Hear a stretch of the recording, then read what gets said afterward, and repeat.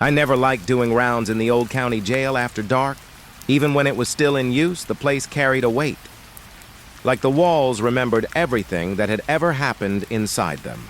The yelling, the fights, the loneliness. You could feel it in your chest when you walked the tiers. Heavy, hollow at the same time. The jail was shut down in 1998. They built a new facility a few miles out, brighter, safer. But every once in a while, someone from the department was told to go check on the old building. Kids broke in sometimes, looking for a place to spray paint or drink. Other times it was squatters. The brass didn't want a lawsuit if someone got hurt inside. That's how I ended up there that night. Just me. The air was thick with dust when I unlocked the front door. The lock barely turned, stiff with rust. When it gave way, the hinges groaned so loud it echoed down the empty corridor, bouncing back like voices answering me.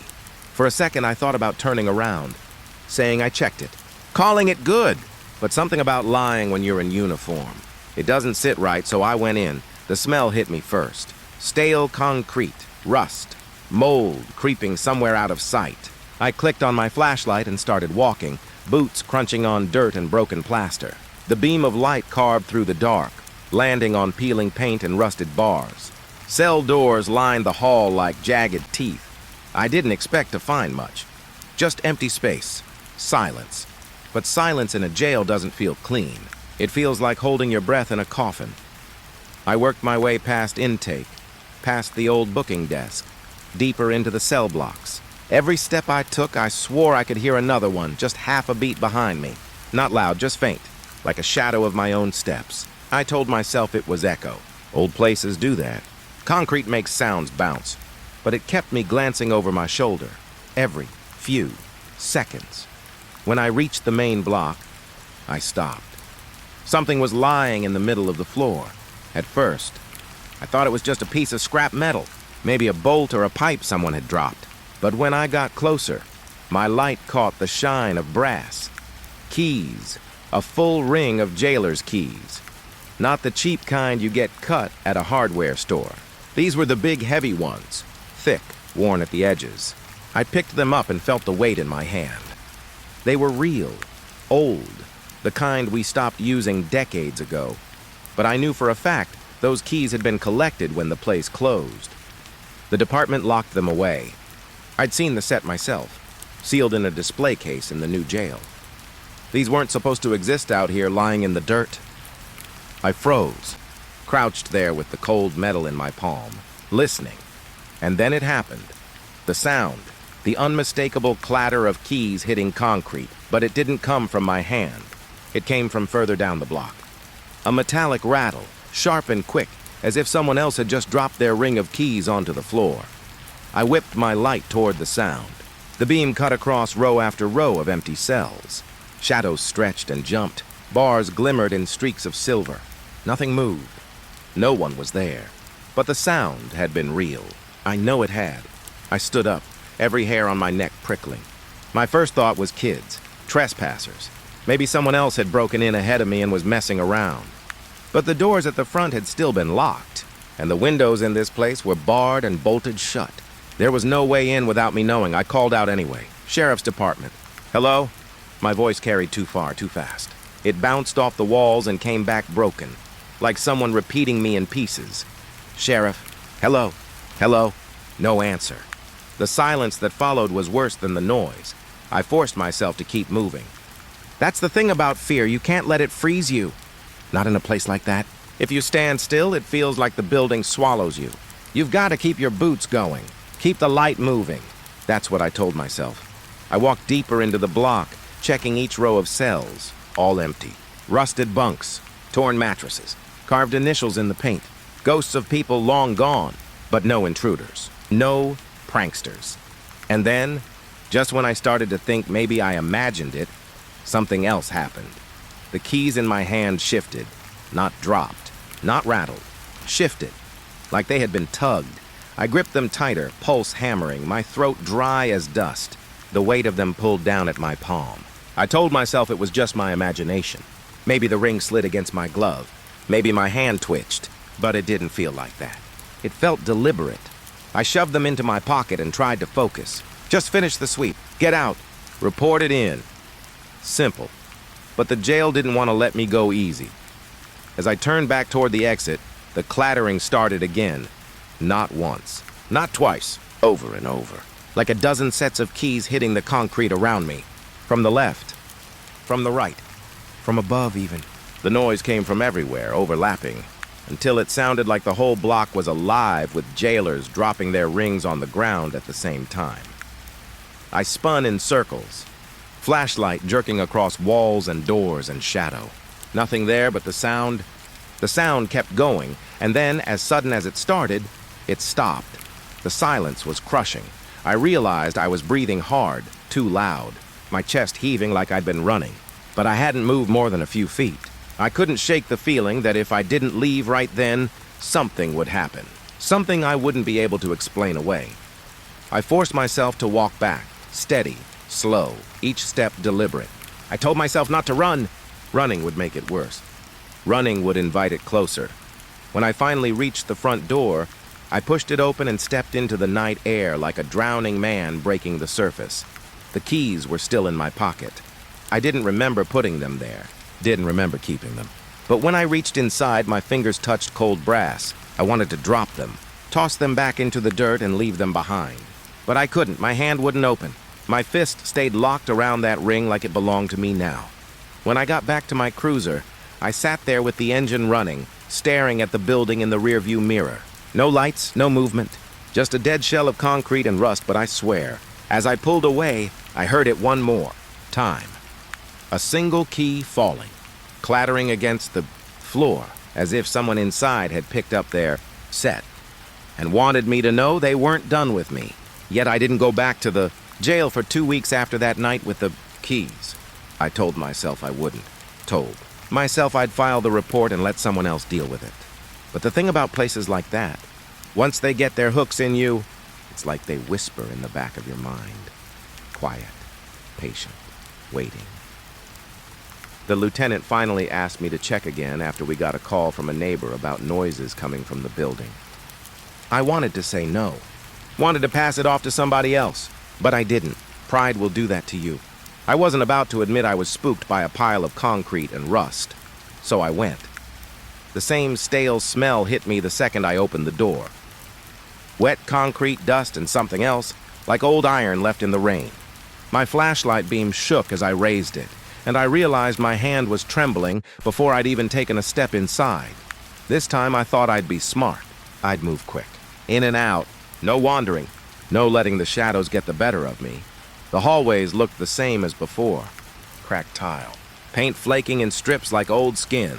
The echo of my boots was the only sound. For the first 10 minutes, it was uneventful.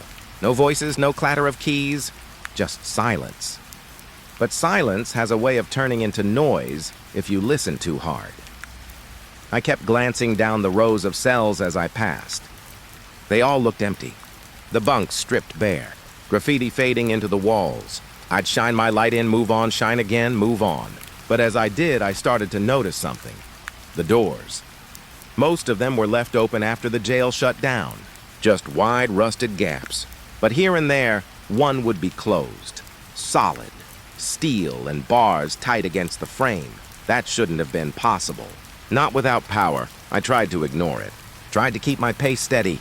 But then, in the far end of the block, I saw one cell door that wasn't just closed. It looked newer. The paint less chipped. The frame less corroded. Like time had skipped over it. I don't know why I walked toward it. Curiosity, I guess. That need to see. That itch that doesn't let you turn away. When I reached it, I pushed against the bars. They groaned but didn't move. I fished the old keys out of my pocket. Yes, the same ones I swore I'd left at home. Somehow, I'd carried them back with me again, like they were mine now. I picked one at random and slid it into the lock. It turned. The sound was so sharp, so real that it made my stomach drop. And then, without warning, the door swung open. I stepped inside just a few feet, raising my light to sweep the corners. The cell was empty. Bare concrete walls, chipped floor, nothing else. No mattress, no graffiti, just space. I was about to turn back when the door slammed shut behind me. The sound rattled my bones. I spun, nearly dropping the light. The bars were locked tight. The door had sealed with a force I couldn't explain. My first thought was someone was out there, one of the kids maybe, playing a prank. But when I pressed my face to the bars and shone the light across the tier, no one was there. The hallway stretched empty in both directions. I yanked at the bars hard. They didn't budge. That didn't make sense. There was no power to feed the locking system. The control panels had been dead for years. Even if someone had tried to close it, the doors weren't supposed to function at all. Yet I was trapped. I kept telling myself to breathe. Just breathe. But the cell was small, tighter than I remembered. The walls pressed closer with every passing second. I could feel sweat running down my neck even though the air was freezing cold. I tried the keys again, fumbling through them one by one. My hands shook so badly I dropped the ring twice. The clang echoed so loud it sounded like the whole block was filled with keys, bouncing and rolling. None of them worked, not one. And that's when I heard it, breathing, not mine. It was faint just behind me, steady and low. Like someone sitting in the corner of the cell, slow inhales, slow exhales. I froze. My light wavered against the wall. I wanted to turn and shine it behind me, but I couldn't. My body locked up. My ears strained against the silence. The breathing went on, calm, measured, while mine came out ragged and shallow. I whispered, "Who's there?" No answer. Just the sound of lungs pulling air. Finally, I forced myself to turn the beam toward the corner. Empty. Nothing but cold concrete. But the sound didn't stop. It felt closer now, like it had shifted with me, as if no matter where I pointed the light, it would always stay just out of sight. My chest was burning, panic flooding every thought. I rattled the door again, slamming my shoulder against the bars until my muscles ached. Still locked, still tight. That's when I saw movement, not outside the cell, not in the corner, but in the reflection of my own flashlight on the steel bars. A shadow, someone standing just behind me. I spun around. Nothing. The cell was empty, but the door creaked. The lock clicked once, sharp as a gunshot. And then, as if nothing had ever happened, the bars swung open. I didn't hesitate. I bolted out, nearly tripping over myself, running down the block, the beam of my flashlight bouncing wild across the walls. My boots pounded like hammers. I didn't care about keeping steady or calm anymore. I just needed out. When I hit the front door and shoved it open, the night air felt like salvation. I leaned against my cruiser, gasping, sweat soaking my uniform, the taste of rust on my tongue. I checked my pocket. The keys were still there, cold, heavy, waiting. But the worst part, the part that keeps me awake even now, wasn't that I got locked inside a powerless cell. It was that, when I was standing there, shoulder pressed against those bars, I swear I felt a hand on mine, someone else on the inside, trying to keep me in. I didn't tell anyone about getting trapped in that cell. Not my lieutenant. Not my partner. Not even my wife. I wrote it off in the report as a routine check. All clear. Nothing unusual. But that was a lie. And the lie sat heavy on me. The thing about a lie like that is, it doesn't just go away. It festers. Every time I looked at the old jail on my patrols, sitting out there with its broken windows like dead eyes, I remembered the bars closing in, the keys slipping in my hands, the whisper of someone else's breath. I should have left it alone.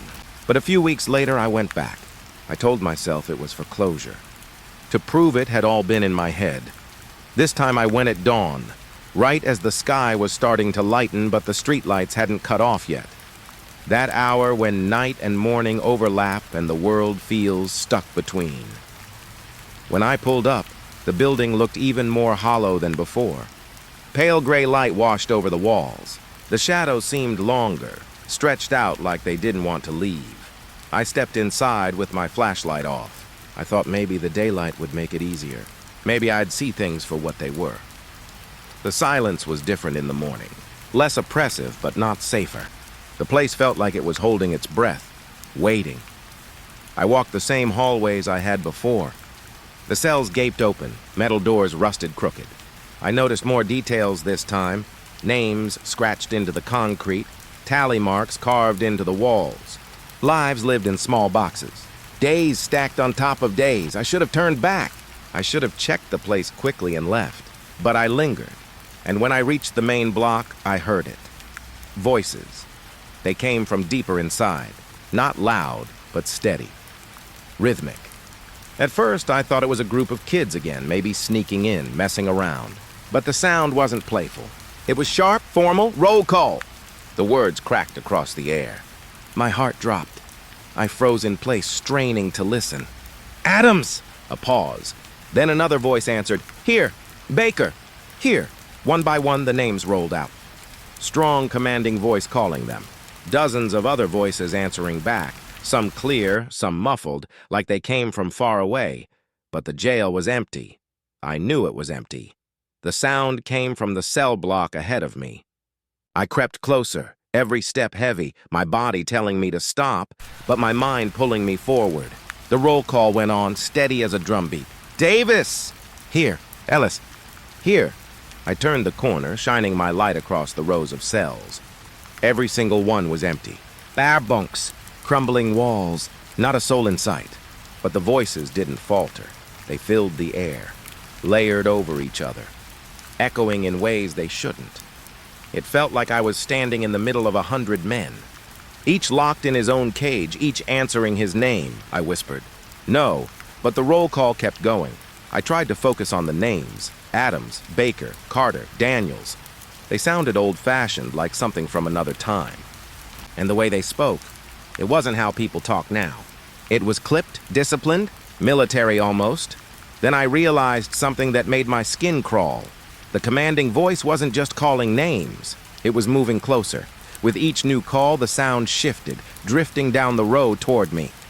Franklin! Here. Gates! Here. It was coming my way. I staggered back, my light shaking across the bars. My breath caught in my throat. Harris! Here.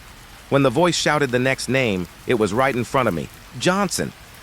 And from the empty cell to my left, clear as day, a voice answered, Here! The beam of my flashlight hit the bars. Nothing inside. Just shadow. But I swear I felt something stir, like air moving where no one stood. My knees weakened. My hand clenched the light so hard my fingers ached. Then the commanding voice called again. Night! And from the cell on my right, empty, stripped bare, I heard it. Here. I stumbled back into the center of the block. My chest was tight. My ears rang. I wanted to run, but my legs wouldn't move. The roll call continued, circling me. The names snapped through the air, answered by unseen voices on either side. Moore! Here. Nelson! Here. They weren't ghosts whispering. They weren't distant echoes. They were men, loud, present, right there. And then, Parker! No answer. The silence stretched. The commanding voice repeated, louder this time. Parker! Still silence. And then, slowly, my stomach turned cold, because Parker is my name. I didn't think. I just bolted. My boots slammed against the tile, echoing louder than the roll call. The voices shouted behind me, louder now, overlapping, but I didn't look back. I sprinted through the corridors, through the entry, out into the gray morning air. I didn't stop until I was in the cruiser, door locked, hands gripping the wheel like a lifeline. My chest heaved. My throat burned, but even with the doors shut, I swear I heard them. Parker! And in that moment, every part of me wanted to answer, to say, Here. The old jail had a basement. I hadn't gone down there on my first walkthrough. Most people didn't. The ground floor was unsettling enough. Cells that smelled like rust and mildew, hallways where your own footsteps felt like they belonged to someone else. The upstairs office wing, too, had its weight. Papers left to rot, desks covered in dust, thick enough to leave a trail with your finger.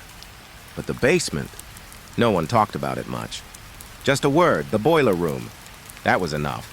The first time I heard the banging, I thought it was a storm.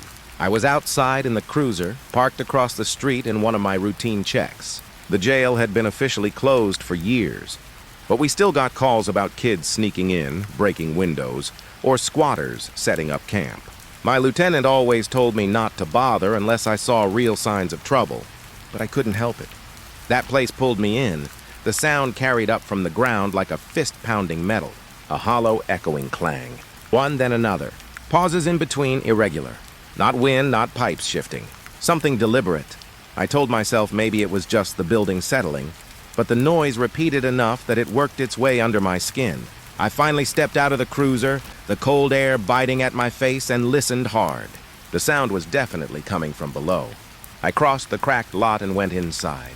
The halls upstairs were quiet, still, with the same stale smell as always. But faintly underneath it all, I could hear it. Bang, bang, bang. It felt wrong. Like it wasn't just echoing, but waiting. I found the door to the basement at the end of the main hall. The padlock that was supposed to keep people out dangled useless, already cut years back. The heavy door groaned when I pulled it open, the sound so loud in the silence it almost felt like I'd been caught. The stairwell was steep, concrete slick with moisture. The further I went, the stronger the smell got. Not mold, not mildew, something sharper, like metal scorched too long. The banging stopped the moment my boots hit the basement floor. I froze at the bottom of the stairs, flashlight shaking in my grip. The air was colder down there, heavy. Every breath I took felt damp, tasted like ash. The beam of my light swept across the space. Rows of old storage cages lined one wall, filled with broken chairs and boxes falling apart. Pipes ran overhead, rust dripping into puddles. And at the far end of the basement stood the old boiler. A massive iron beast of a machine, rivets splitting, its paint scorched black in places. I edged closer. My heart thudded. The silence pressed in tight, so thick I thought I could hear my own pulse in my ears. Then, just as I raised the light higher, I saw them, burn marks, not just on the boiler itself, but on the concrete walls around it. Black streaks climbing upward as if flames had once licked across the room, but stopped short of finishing the job. The patterns didn't make sense. Some high on the walls, some low, jagged lines reaching out like twisted hands. I whispered, "Jesus." The silence answered me. I don't know what I expected. Some sign of who or what had been making that banging sound. A squatter with a crowbar, some punk kids pulling a prank. But there was no one. Just those marks. And the boiler, looming like it was waiting to wake up. I crouched closer to the concrete, shining the light on the blackened streaks. At first I thought they were random scorch marks, but the longer I looked, the more I saw shapes in them. Curves, angles, like letters that had almost been burned into the walls. I swallowed hard and reached out, my fingers hovering just above the surface. The concrete was cold, but I swear I felt heat radiating from it, faint and steady, like embers long dead but not forgotten. Then the banging started again. I jumped back, my light swinging. It came from behind me this time, sharp and sudden. Bang, bang, bang. I spun toward the storage cages. My breath caught. The sound rattled the metal mesh, but the cages were empty. Boxes, rusted folding chairs, nothing that should move on its own. My flashlight flickered, and in that split-second dim, I thought I saw something shift in the corner. A shadow sliding against the wall, darker than the dark. I called out, my voice shaking. "Who's down here?" The banging stopped. Silence again. I waited. My pulse hammered. The flashlight beam trembled as I aimed it across the basement. Nothing. No answer. I should have left right then. Climbed the stairs, shut the door, and never looked back. But I stayed. Something about those marks kept me rooted. I turned slowly, aiming the light back at the wall by the boiler. And this time, I noticed something I'd missed. In the center of one black scorch, faint but visible, were finger marks. Long black streaks dragged down through the soot, as if someone had clawed at the wall with burning hands. I staggered back, bile rising in my throat. My shoulder clipped the cage door behind me, the clang echoing like a gunshot in the silence. That was all it took. I bolted. My boots pounded the concrete floor, the stairs groaning as I took them two at a time. The air seemed to grow hotter behind me, though I didn't dare look back. My lungs burned, my hands slick with sweat even in the freezing morning. When I burst out into the hall upstairs, the door slammed shut on its own, the sound echoing through the jail. And then, the banging started again. Not in the basement this time. Right there in the hall with me. The old jail had a basement. I hadn't gone down there on my first walkthrough. Most people didn't. The ground floor was unsettling enough, Cells that smelled like rust and mildew, hallways where your own footsteps felt like they belonged to someone else. The upstairs office wing, too, had its weight. Papers left to rot, desks covered in dust thick enough to leave a trail with your finger. But the basement, no one talked about it much. Just a word, the boiler room. That was enough. The first time I heard the banging, I thought it was a storm. I was outside in the cruiser, parked across the street in one of my routine checks. The jail had been officially closed for years, but we still got calls about kids sneaking in, breaking windows, or squatters setting up camp. My lieutenant always told me not to bother unless I saw real signs of trouble, but I couldn't help it. That place pulled me in. The sound carried up from the ground like a fist-pounding metal, a hollow echoing clang. One then another, pauses in between, irregular. Not wind, not pipes shifting. Something deliberate. I told myself maybe it was just the building settling, but the noise repeated enough that it worked its way under my skin. I finally stepped out of the cruiser, the cold air biting at my face, and listened hard. The sound was definitely coming from below. I crossed the cracked lot and went inside. The halls upstairs were quiet, still with the same stale smell as always. But faintly underneath it all, I could hear it. Bang, bang, bang. It felt wrong. Like it wasn't just echoing, but waiting. I found the door to the basement at the end of the main hall. The padlock that was supposed to keep people out dangled useless, already cut years back. The heavy door groaned when I pulled it open, the sound so loud in the silence it almost felt like I'd been caught. The stairwell was steep, concrete slick with moisture. The further I went, the stronger the smell got. Not mold, not mildew. Something sharper, like metal scorched too long. The banging stopped the moment my boots hit the basement floor. I froze at the bottom of the stairs, flashlight shaking in my grip. The air was colder down there, heavy. Every breath I took felt damp, tasted like ash. The beam of my light swept across the space. Rows of old storage cages lined one wall, filled with broken chairs and boxes falling apart. Pipes ran overhead, rust dripping into puddles. And at the far end of the basement stood the old boiler, a massive iron beast of a machine, rivets splitting, its paint scorched black in places. I edged closer. My heart thudded. The silence pressed in tight, so thick I thought I could hear my own pulse in my ears. Then, just as I raised the light higher, I saw them, burn marks, not just on the boiler itself, but on the concrete walls around it. Black streaks climbing upward as if flames had once licked across the room, but stopped short of finishing the job. The patterns didn't make sense. Some high on the walls, some low, jagged lines reaching out like twisted hands. I whispered, "Jesus." The silence answered me. I don't know what I expected. Some sign of who or what had been making that banging sound. A squatter with a crowbar. Some punk kids pulling a prank. But there was no one. Just those marks. And the boiler, looming like it was waiting to wake up. I crouched closer to the concrete, shining the light on the blackened streaks. At first I thought they were random scorch marks, but the longer I looked, the more I saw shapes in them. Curves, angles, like letters that had almost been burned into the walls. I swallowed hard and reached out, my fingers hovering just above the surface. The concrete was cold, but I swear I felt heat radiating from it, faint and steady, like embers long dead but not forgotten. Then the banging started again. I jumped back, my light swinging. It came from behind me this time, sharp and sudden. Bang, bang, bang. I spun toward the storage cages. My breath caught. The sound rattled the metal mesh, but the cages were empty. Boxes, rusted folding chairs, nothing that should move on its own. My flashlight flickered, and in that split-second dim, I thought I saw something shift in the corner.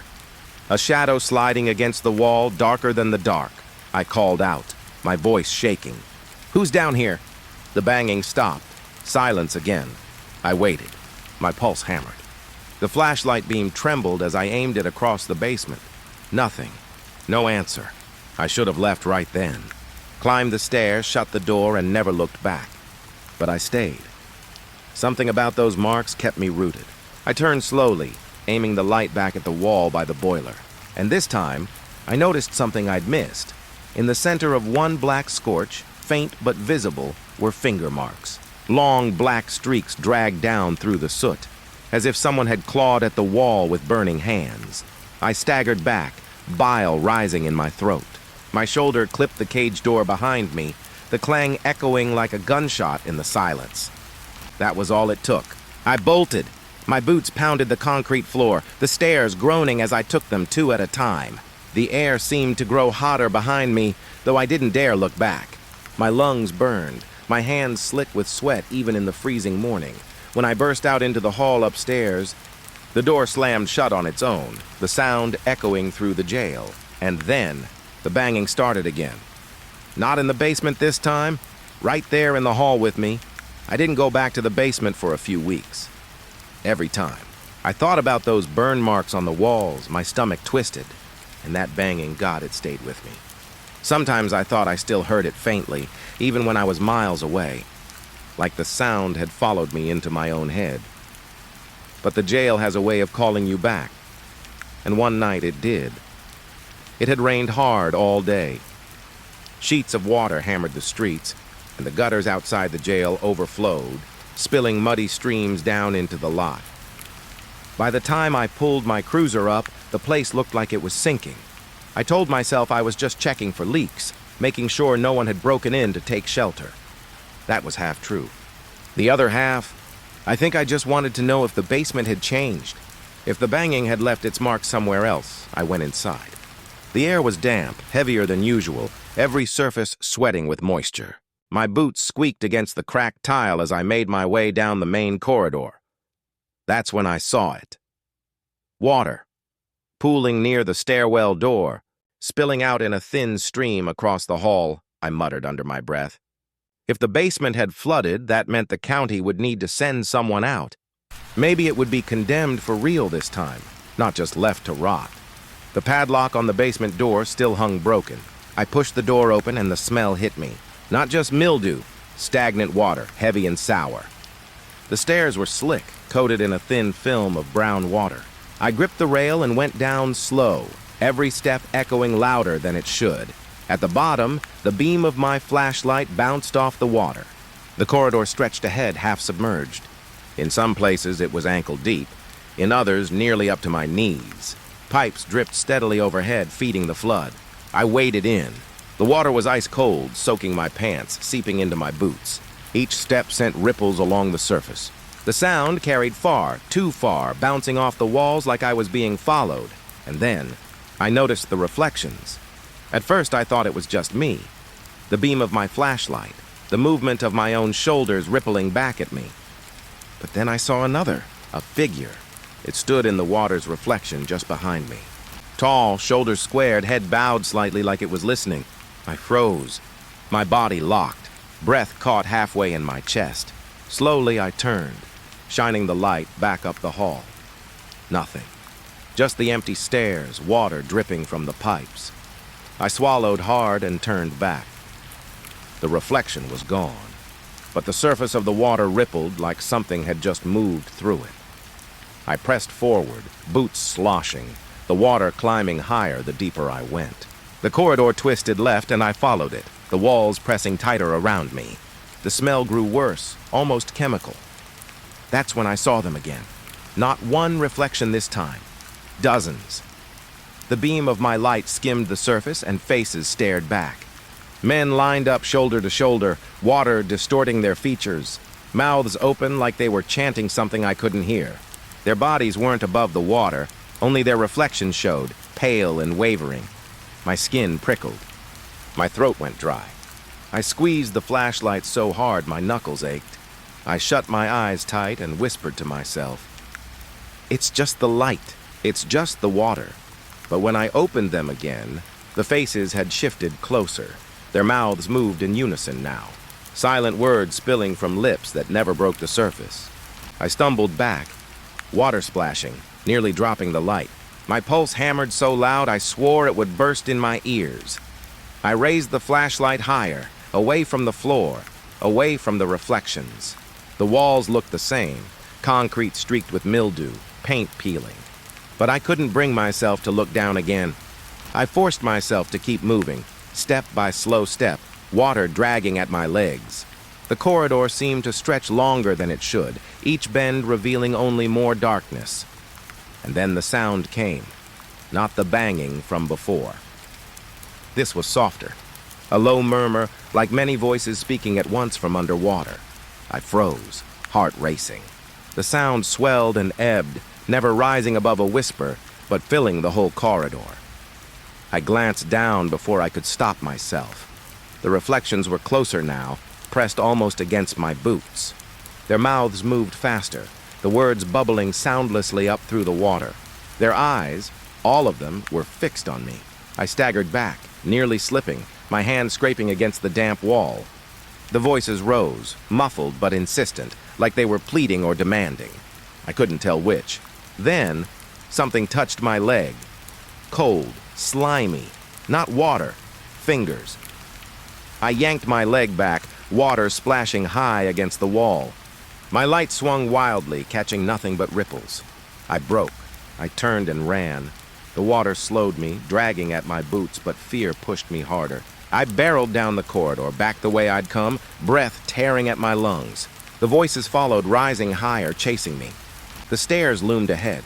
I stumbled up them, slipping, clawing at the rail. Water streamed off me, my boots squelching with every desperate step. When I burst through the basement door, I slammed it shut and pressed my back against it, chest heaving. Silence. The voices had stopped. I looked down. My pants were soaked through, my boots dripping, but the hallway floor was dry. Bone dry, no puddle, no water. Not even a trace. I stood there shaking, staring at the clean tiles, and realized something I've never been able to explain. The flood wasn't just in the basement. It had been meant for me. The first time I walked into the warden's office, I expected dust and cobwebs, nothing more. It had been locked for years. The kind of room people only mentioned when they wanted to spook rookies. They'd say things like, "Don't look the warden in the eye if you see him in there," or "If the blinds are open, shut the door and walk away."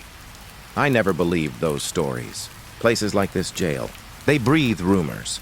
When people work around suffering long enough, they build ghosts to keep it company. But when I pushed that heavy door open, the air that hit me wasn't just dust. It smelled like old paper and mildew, but under that was something sharper, like copper. The blinds were half drawn, light slipping through in pale stripes across the floor.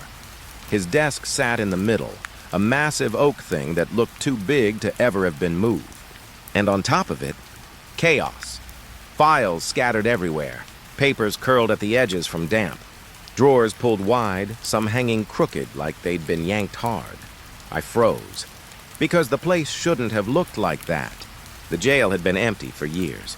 Nobody was supposed to have touched this office since the day they shut it down. And yet, the desk looked like someone had just stormed through, tearing it apart in anger. I stepped closer. My boots made the floor creak, the sound swallowed by the stillness. The paper smelled stronger here, that iron tang mixing with the stink of mold. I picked up the first file I saw. It had a name typed neatly across the top. Not a prisoner. Not someone long gone. It was the name of a deputy I knew. A man still alive? My hand tightened on the folder. I flipped it open, half expecting to see mugshots or booking reports.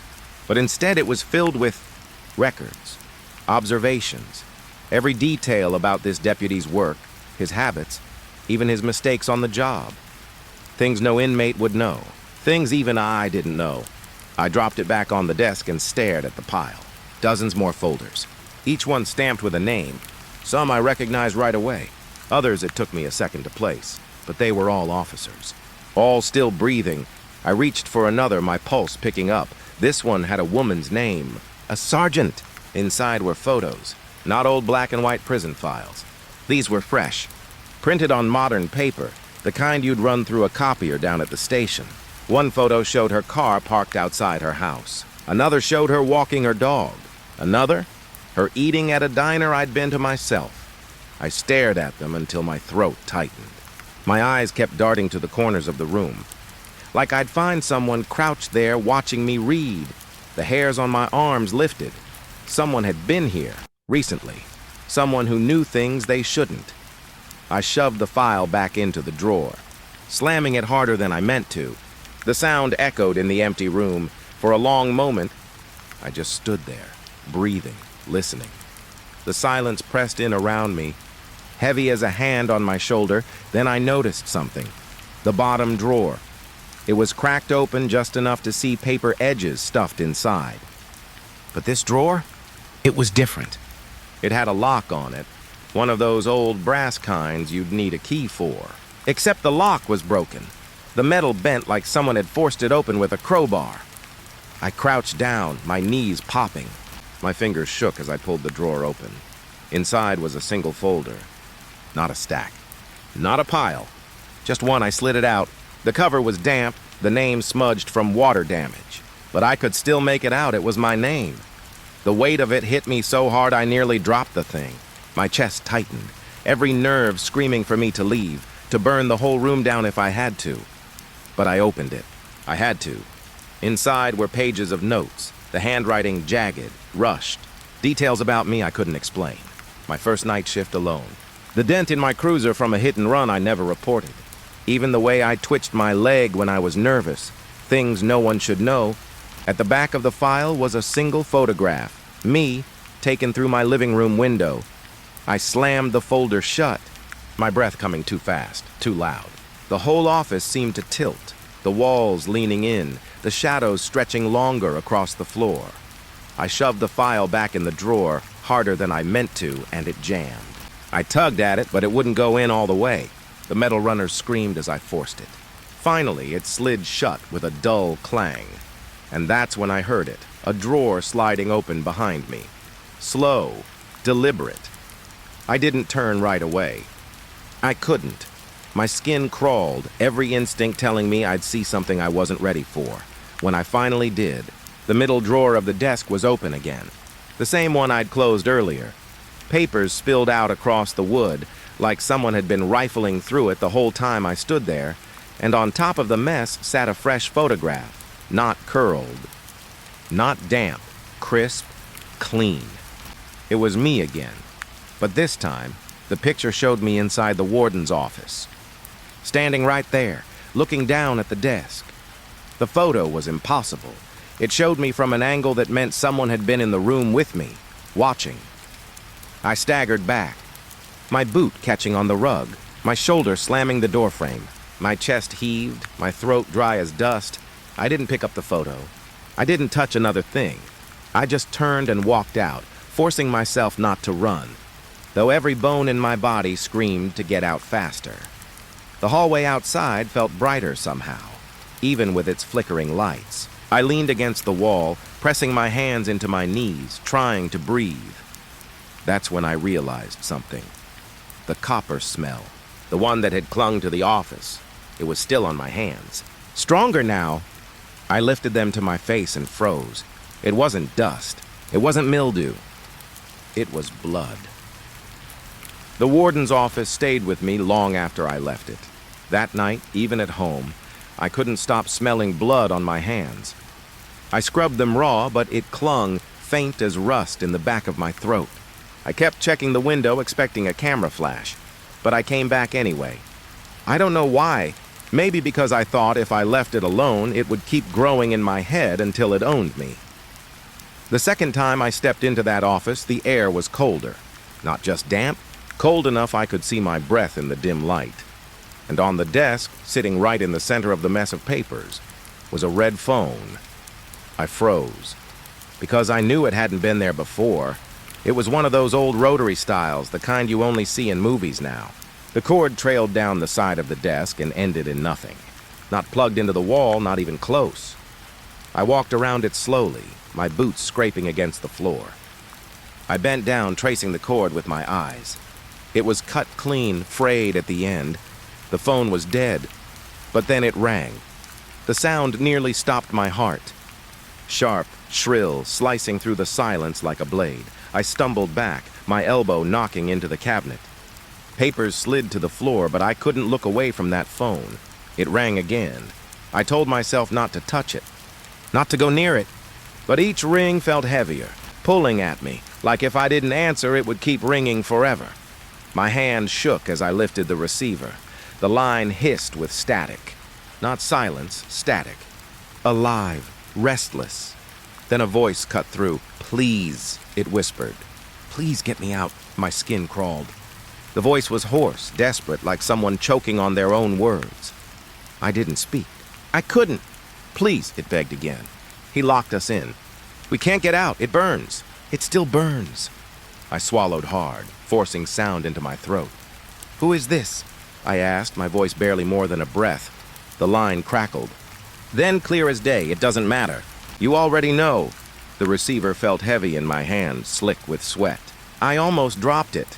I started, but the voice cut me off. "You shouldn't be here. He'll know you answered." And then the line went dead. No click, no fade. Just silence, sharp and final. I stood there, the phone still pressed to my ear, listening to nothing. My chest rose and fell too fast, my throat dry as dust. When I finally set the receiver down, the office felt different. The air pressed in thicker. The shadows seemed to ripple across the walls, bending where they shouldn't. Then the phone rang again. I jumped, a curse catching in my throat. I didn't want to answer it. I wanted to leave, to run down the hall and never come back. But I picked it up anyway. The same voice. This time louder, urgent. "You have to listen." They kept us down there, in the dark. The heat never stopped. He said we'd never leave. "Please, you have to open the door." My head spun. My mouth worked before I could stop it. "What door?" The voice hissed, like it was turning its head toward someone else. Muffled sounds in the background, movement, almost like multiple voices whispering at once. Then, back on the line, the one with the chain. "The boiler room. Don't let him find you there." The word boiler room snapped something in my memory. The basement. The scorch marks. The smell of metal and ash. I wanted to hang up, to put the phone down and end it. But the voice kept going, faster now, broken with sobs. "He's still here. He never left. He watches through the glass. We see him every night. We hear the keys." My stomach twisted. "The files. The photographs. My name. Who's watching?" I whispered. The voice grew frantic, shouting now. "The warden! The warden! He won't die!" I slammed the receiver down so hard the bell inside rattled. The sound echoed through the office, bouncing off the walls until it sounded like someone laughing. I staggered back, pressing my back to the door frame, staring at that red phone. My ears rang in the silence that followed, like the echo of the call was still buzzing in my head. And then 3 short rings, different this time. Faster, urgent. I froze. The sound wasn't coming from the red phone. It came from the corner of the office. There, sitting on a side table I hadn't noticed before, was another phone. Same style, same red. Its cord trailed down, cut and frayed. It rang again. I couldn't move. I couldn't breathe. My whole body was locked in place, every nerve screaming that I was already too deep into something I couldn't escape. The ringing stopped. Silence. Then, from both phones at once, voices spilled out. Not whispers this time, screams. Dozens of voices crying, shouting, begging. A chorus of pain that filled the room, so loud I covered my ears, but it made no difference. "Let us out. It burns. He won't stop. Please, please." I bolted. My boots slipped on the scattered papers, but I forced myself through the doorway and into the hall. The sound followed me, the screams spilling into the corridor, echoing down the concrete until it felt like the whole jail was alive with them. I didn't stop until I reached the stairwell, slamming the door shut behind me. The metal frame rattled, but the screams dulled, then faded. I stood there in the dark stairwell, chest heaving, sweat cold on my skin, and then, faint, through the door behind me. The sound of the phone ringing again, just once, sharp, clear, like a reminder or a promise. I told myself I wouldn't go back. After the red phone, after the screaming voices, I swore that was the end of it. But the thing about fear is, it lingers. It doesn't fade like a bruise. It festers. It sits in your chest like a stone, heavy, waiting. The more you try to ignore it, the more it grows. That office wouldn't let me go. I dreamed about it every night. I dreamed of the desk, the photographs, the red phone. I'd wake up sweating, convinced I'd hear it ringing in the dark beside my bed. So, of course, I went back. This time, the office door was already open. It yawned like a mouth waiting to swallow me. I don't remember pushing it, don't remember crossing the threshold. 1 second I was in the hall, the next I was standing in that same room staring at the desk. The phones were gone. Both of them. But there was something new. A logbook sat open in the center of the desk, its spine cracked, the edges of its pages curled with damp. The cover was black leather, worn soft with age, the kind of book wardens used to keep. Daily notes, disciplinary records, comings and goings. I shouldn't have touched it. I know that, but my hands moved on their own. The first page looked normal enough. Dated entries from the 1950s, prisoner names, cell numbers, notes about fights, punishments, transfers. The handwriting neat, sharp, the ink faded but still legible. I flipped a few more pages. The years passed quickly. 1960s, 70s. Each line written like the man who kept it never. Missed a day. Then I reached the last official. Entry, September 4th, 1987. Facility closed by order of the state. My chest loosened. Finally. The end. But when I turned the page, I froze. There were more entries. Pages and pages of them, written in a different ink. Written years after the place had shut down. The dates jumped forward. 1992, 1998, 2004, 2011. On and on. I skimmed one, my eyes catching on the words, Block C, 4 missing.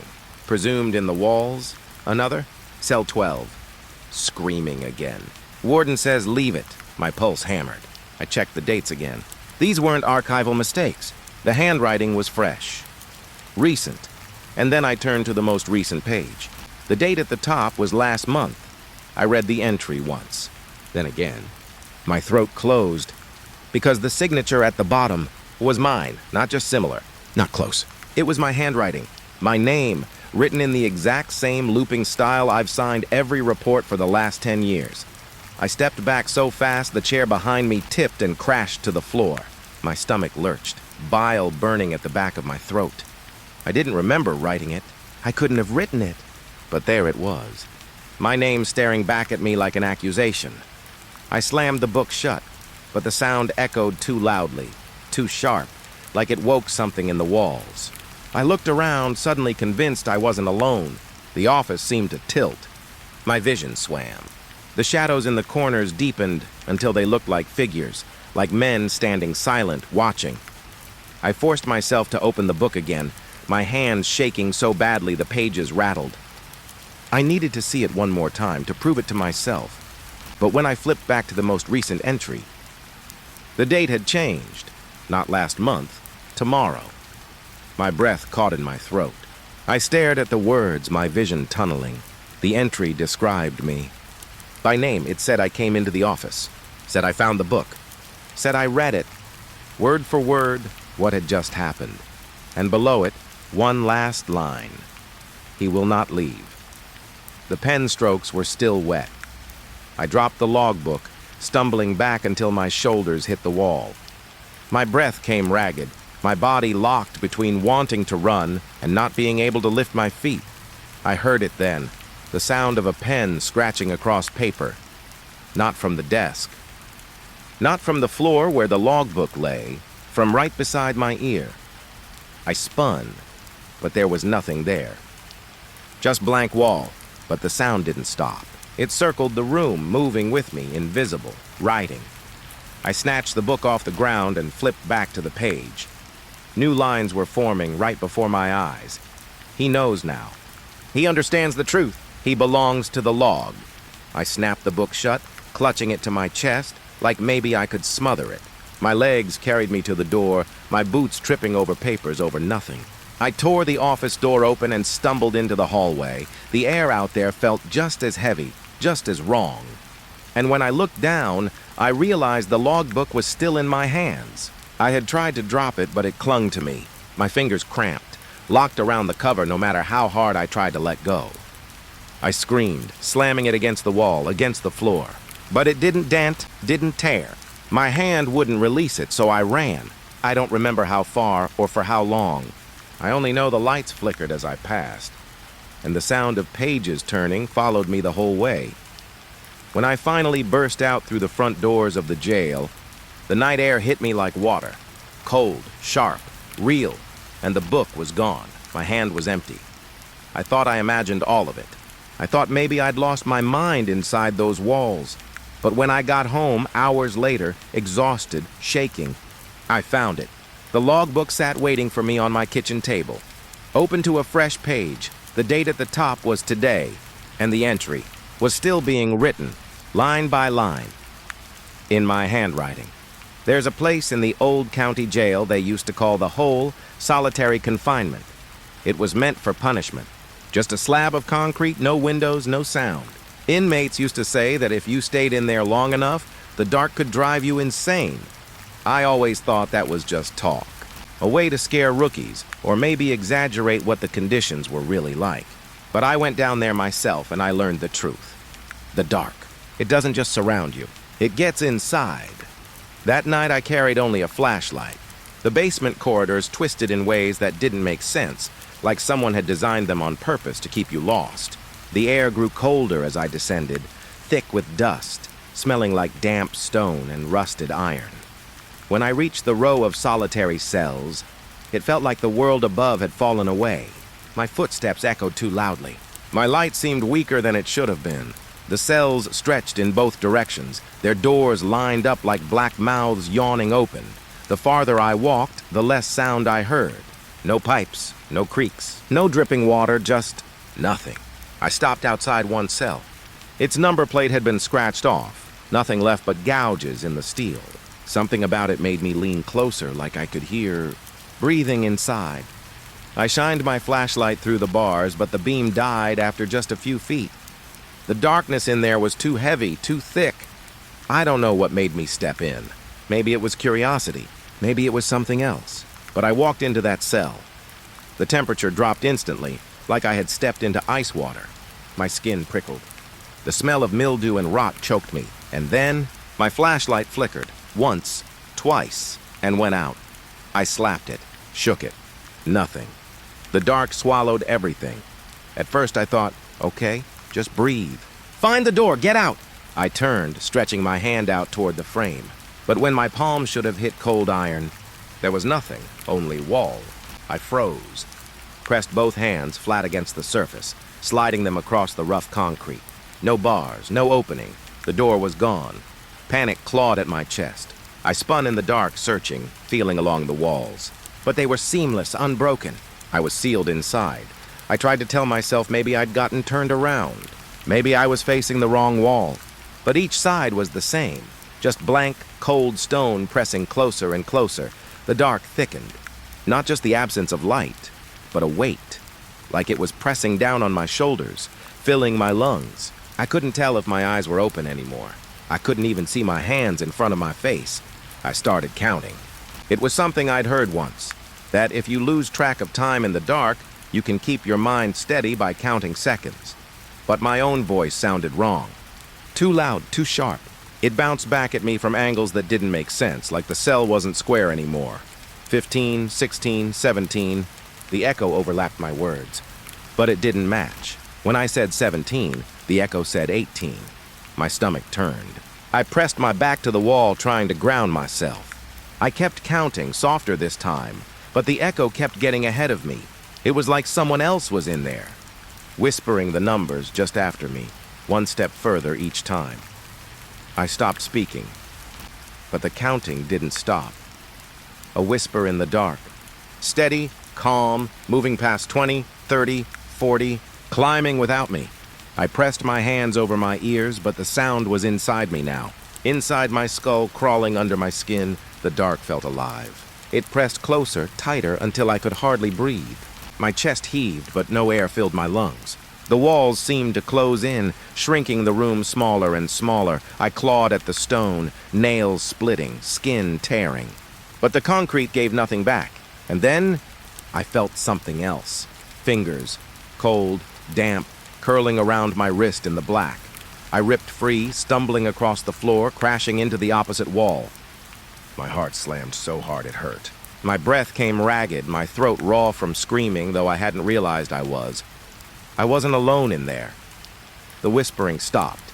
The silence returned, heavier than before. But I could feel it. The presence. Not in front of me, not behind me, but everywhere. Surrounding me, filling the air, the space, the dark itself. I pressed my forehead against the wall, praying, begging anything. Just let me out. Just let me see light again. And then it happened. My flashlight clicked on. It sat on the ground a few feet away, its beam pointing straight up. Weak, but enough to show me something. The cell was empty. The door was wide open. I lunged for the light. Grabbing it, holding it so tight my knuckles ached. I bolted out of that cell, back into the corridor. My boots splashed in water I hadn't noticed before, black puddles that stretched along the concrete floor. I didn't look back. I didn't stop running until I hit the stairwell, my lungs burning, my body trembling like it wanted to collapse. When I finally dared to glance over my shoulder, I saw the solitary block stretching into darkness. All the doors stood open now, every single one, and from deep inside, carried faintly through the hall, I heard the counting.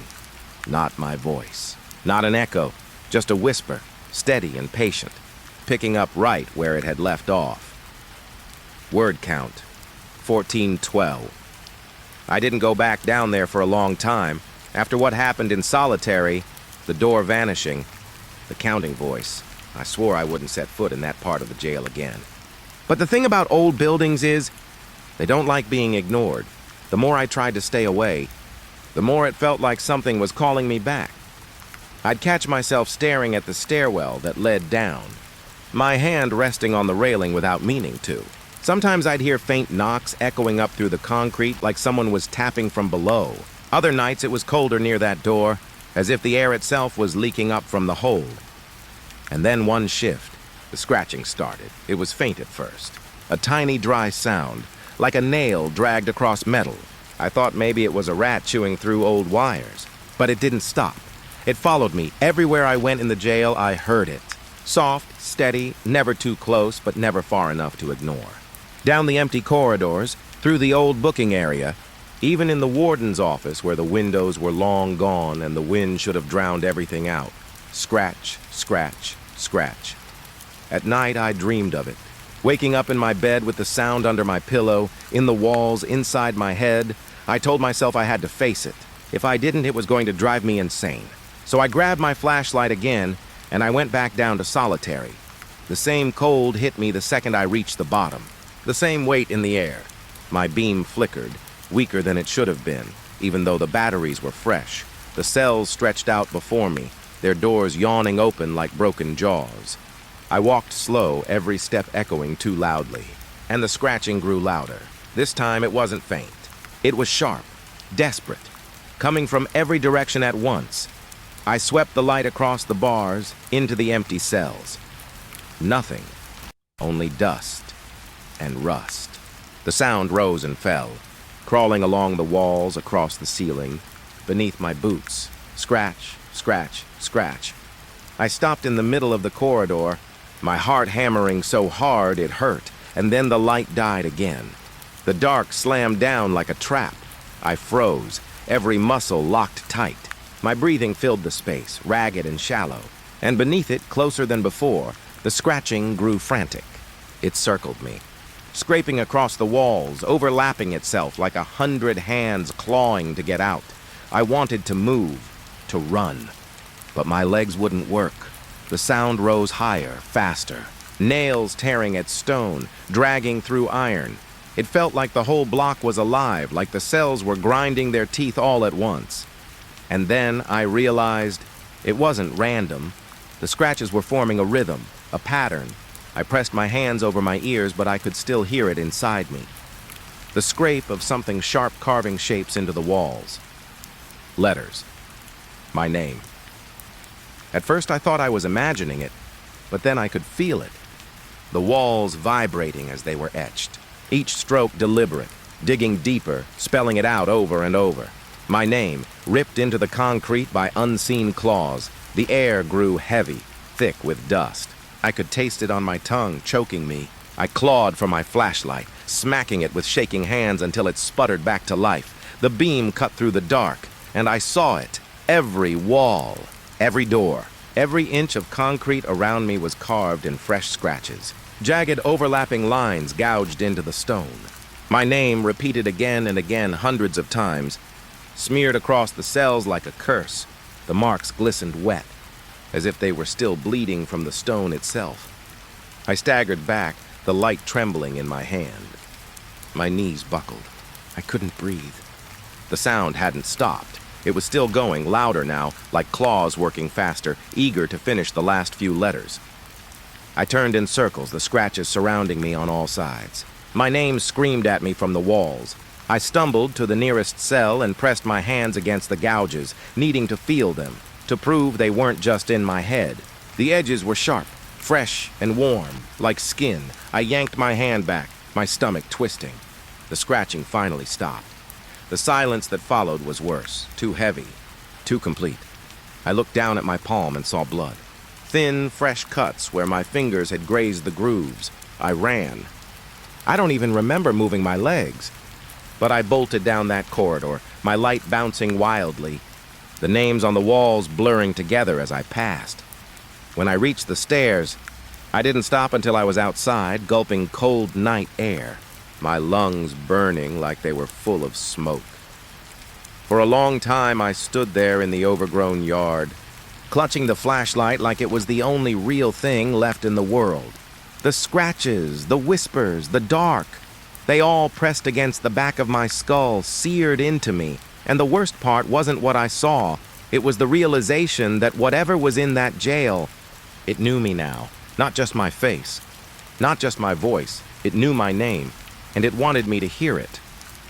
I always hated Cell Block D. It sat at the far end of the jail, past 2 sets of steel gates and a hallway that smelled like mold no matter the season. The place had been sealed off years before I ever set foot inside, the administration calling it unsafe. Too much water damage, they said. Too much rust in the ironwork. Too many crumbling corners of ceiling. But I knew the real reason. Everyone did. Nobody wanted to admit it out loud, but if you worked long enough in that jail, you heard the stories. Guards walking rounds in the dead of night, hearing voices echoing from the block when no inmates were assigned there. Footsteps pacing the catwalks overhead, even though the stairwells were chained shut. Doors slamming with no one inside to move them. Still, curiosity has a way of chewing holes through good sense. The first time I walked down there, I told myself it was just to get familiar with the building, to know every corner in case of emergencies. But I think some part of me wanted to see if the stories had any teeth. And I found out quick. Cell Block D was darker than the rest of the jail. The overhead lights long burned out, wires dangling like veins. My flashlight beam caught dust motes hanging in the air, too thick for a place that hadn't seen movement in years. The catwalk groaned above me, settling under its own weight, but it sounded like footsteps, like someone keeping pace with mine. I swallowed the lump in my throat and forced myself farther inside. That's when I noticed the door, one of the cells, halfway down the block. The bars were red with rust, eaten through in places, the hinges sealed solid with years of corrosion. I could see flakes clinging to the frame like dried scabs. That door should have been impossible to move, and yet it was open, not wide, just a crack, enough to notice. I stood there for a long moment, staring at it, convincing myself it must have been like that for years. Maybe it had rusted into that position, locked forever in a half-open state. But then it moved, right in front of me. With no wind, no draft, nothing. The door creaked an inch wider, grinding against the frame like something pushing from inside. I froze, my heart in my throat, the light trembling in my hand. I told myself to back away, to leave it. But my boots kept carrying me closer. When I reached the bars, I raised the flashlight, sweeping it across the inside of the cell. Empty. Just a rotting cot, its mattress gnawed apart by rats, and a toilet stained with rust, and then the door slammed shut. The sound rang through the block like a gunshot. I flinched, nearly dropped my light, the noise bouncing off concrete until it felt like the whole jail was shaking. I stood there, shaking, my chest tight. That door had been sealed solid. I could see where the rust had welded metal to metal, but I'd just watched it move. watched it slam shut with more force than any man could have managed. I backed away slowly, never turning my light from the cell until I was standing at the block's entrance again. My ears rang with the echo. My hands were slick with sweat. And just when I thought it was over, when I thought I was safe, the door swung open again, slowly, grinding against the rust, like it wanted me to come back. I didn't. I ran. But the sound of that grinding hinge followed me, all the way back up the corridor, all the way out into the main part of the jail. And from that night on, I couldn't stop thinking about it. The open cell, the one that moved when it shouldn't. Every time I closed my eyes, I could see it in the beam of my flashlight, the door creeping wider as though it had been waiting for me, and I couldn't shake the feeling that if I ever stepped inside, if I ever let that door shut with me in it, I wouldn't be walking back out again. I should have stayed away after what happened with the cell door. I told myself I wouldn't go back to Block D, that I'd seen enough. But the thing about fear is, it doesn't always keep you safe. Sometimes it drags you back. It whispers in the back of your head that you missed something, that you need to look again. For weeks, I couldn't shake it. Every shift, my eyes drifted toward the locked gate at the end of the corridor, the one leading down into that dead block. I tried to ignore it, tried to bury myself in routine. But then I started hearing it again, that sound, the scrape of metal on metal, the whine of hinges that should have been rusted solid. The other officers said they didn't hear it, but I knew they were lying, or maybe they'd just trained themselves to block it out. Me? I couldn't. And so one night I went back. I told myself it was just to prove I wasn't scared, that I could walk down that hall and shine my light into the cells and see nothing at all. That's what I wanted, to take the mystery away, to crush it under something simple, something real. But the moment I stepped inside Block D again, I knew it wasn't going to be that easy. The air was heavier than I remembered, thick like it had weight. I could almost taste the damp concrete, the mildew, the rot. My flashlight beam cut through it, weak and yellow, catching rust flakes falling like dust from the ceiling. And then I saw it, not the door this time. Not the cell that kept opening and closing, something else. About 3 cells down, on the left side of the block, the wall was covered in markings. At first I thought it was just scratches, the kind inmates made when they lost track of time. Tally marks carved into the paint, lines counting days or months. But when I stepped closer, I saw it wasn't that at all. It was a drawing, a mural almost, done in layers of pencil and what looked like charcoal rubbed from burnt matches.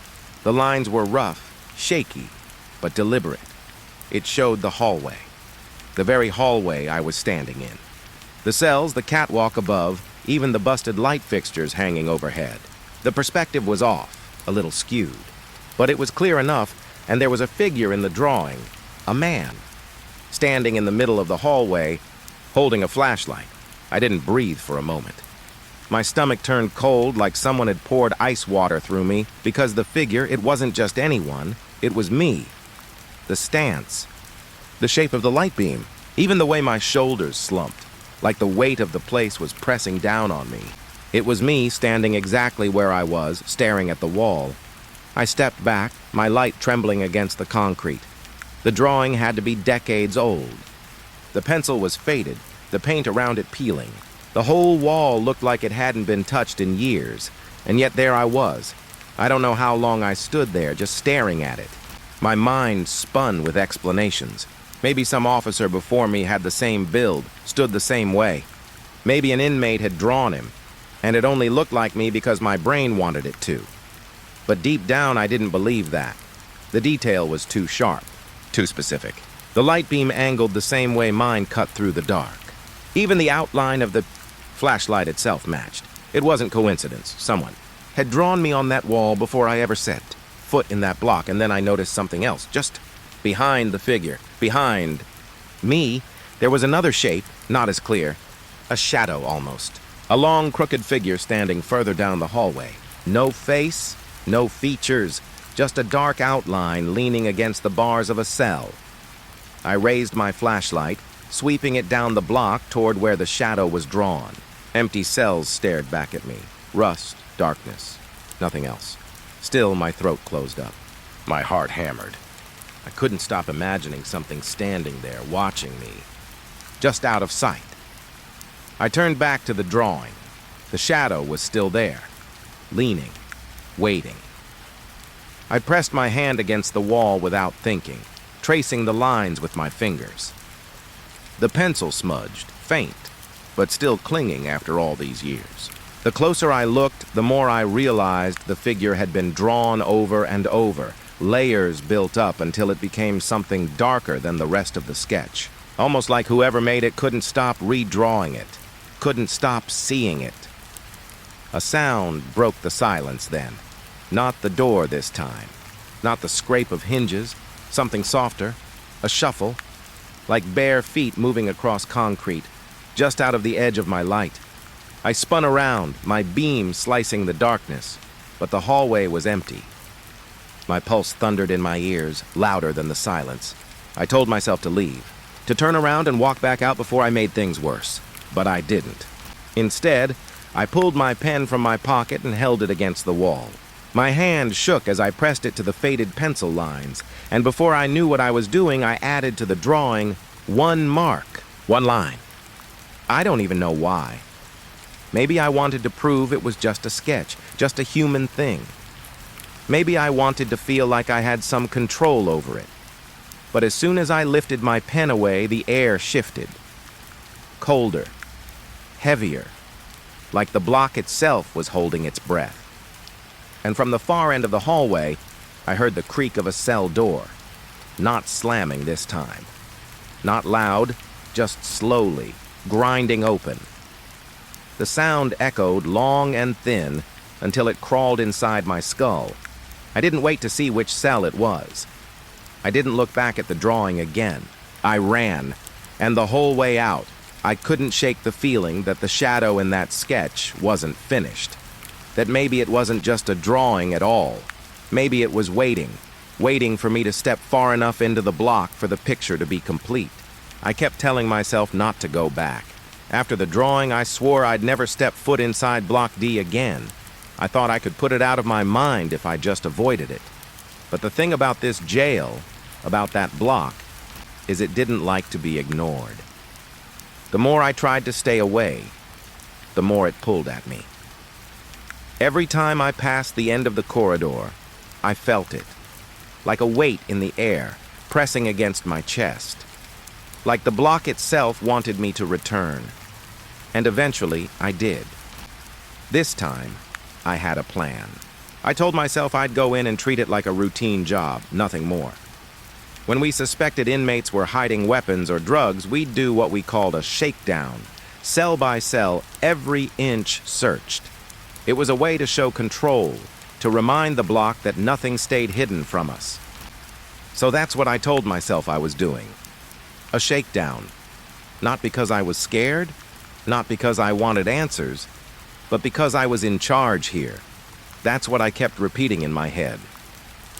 I stepped into the block, the beam of my flashlight cutting across the rusted bars.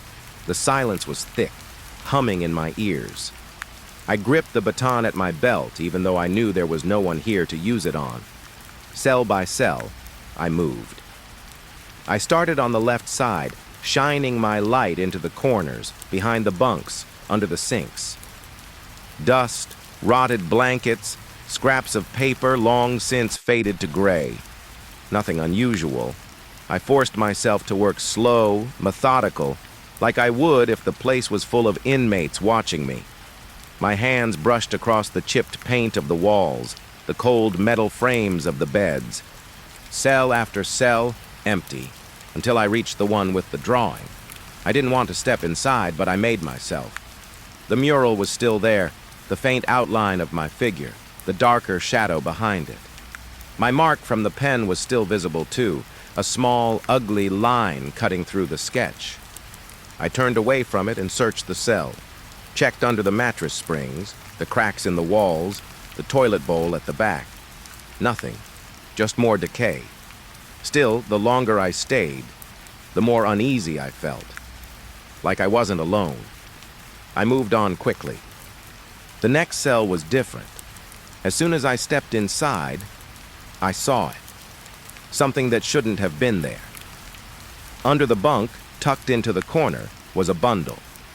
I froze, my breath catching. It was wrapped in a strip of sheet, tied in a knot.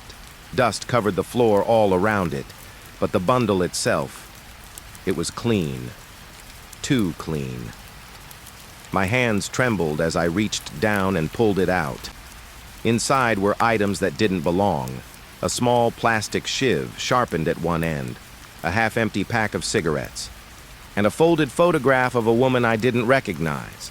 Contraband. I stared at it, my mind refusing to catch up. This block had been abandoned for years.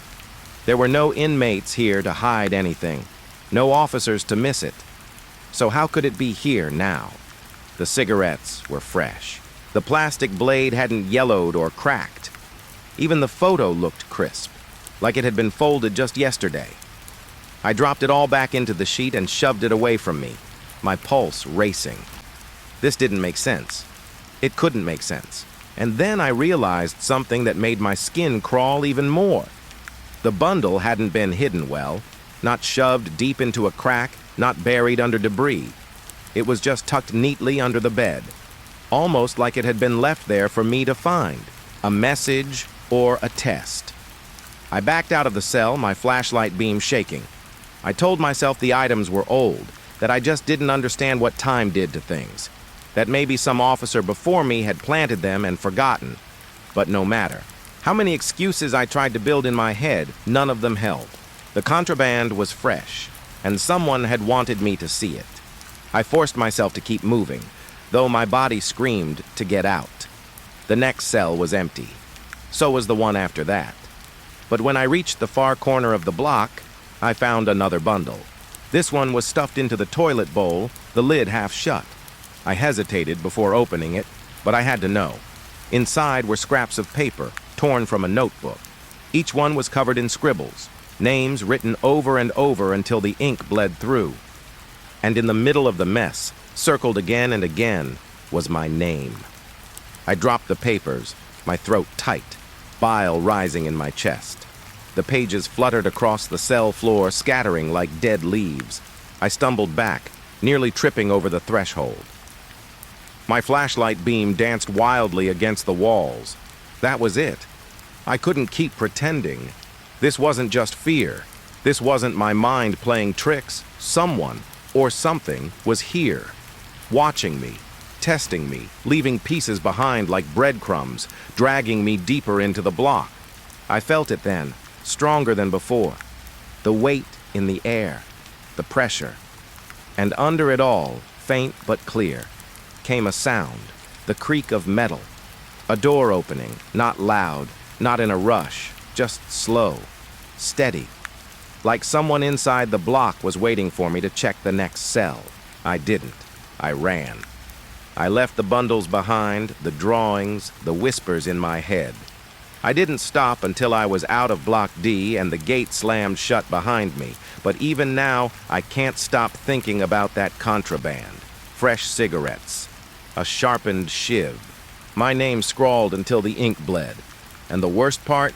Every time I close my eyes, I see that bundle tied up neat in its strip of sheet. Waiting under the bed like it's still there. Waiting for me to come back and find the next one. The nights were always the hardest. I thought the days were bad enough. The silence, the emptiness, the dust clinging to every breath. But nights inside that jail were different.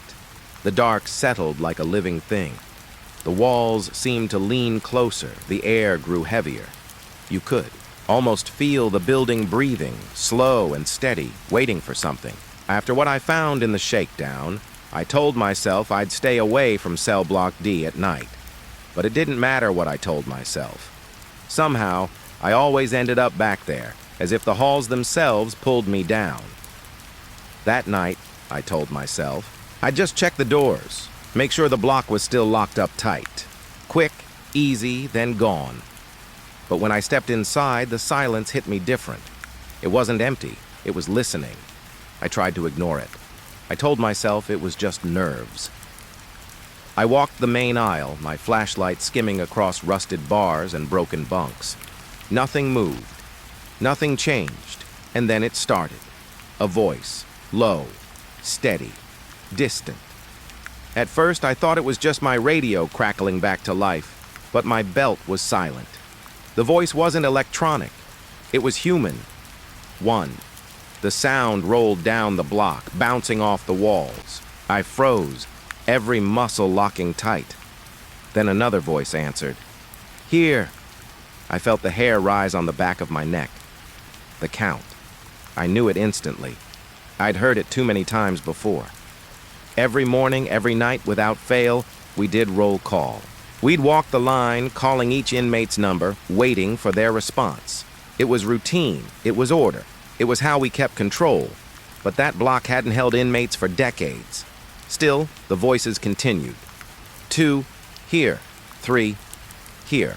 Each number sent a jolt through me.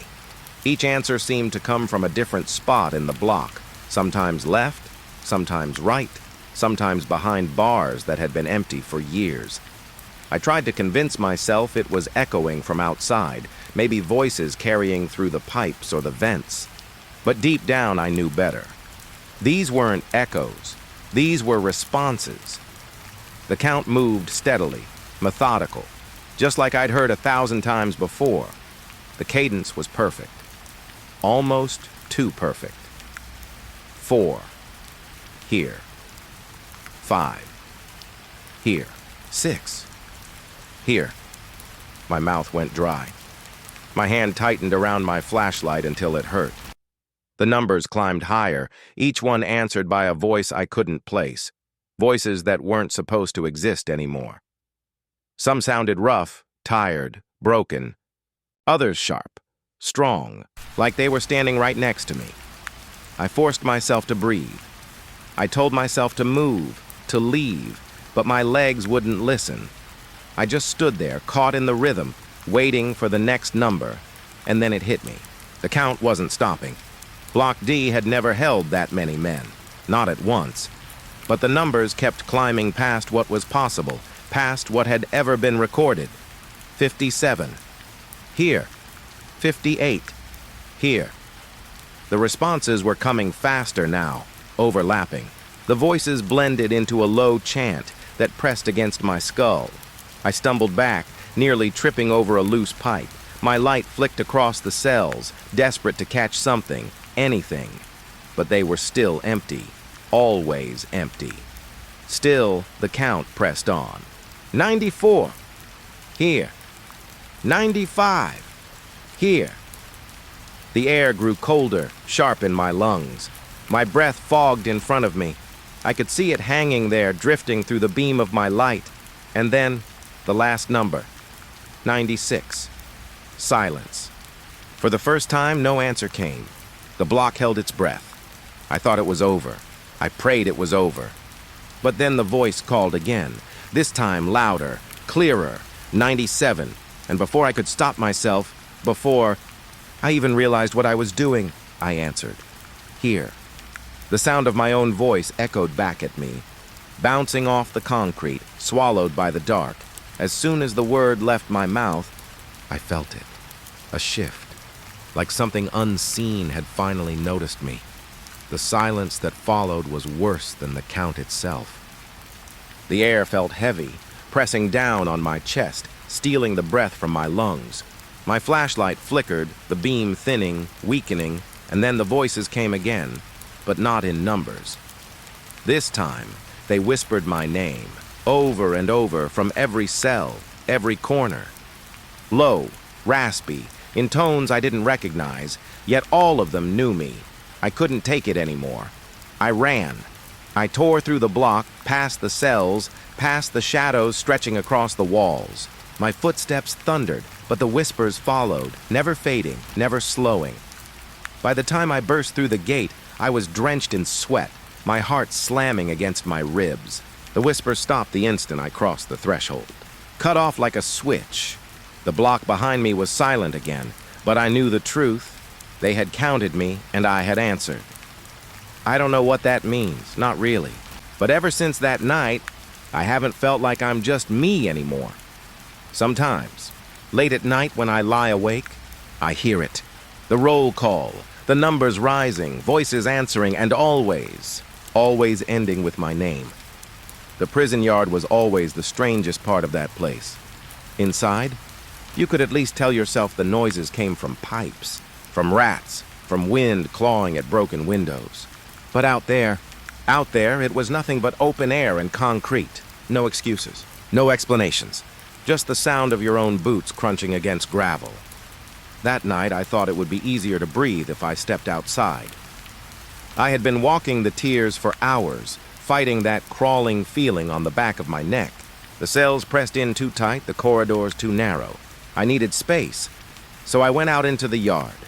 The gate creaked when I pushed it open, the kind of sound that cuts right into your teeth. The night air was cold, heavy with the smell of rain, though the sky was clear.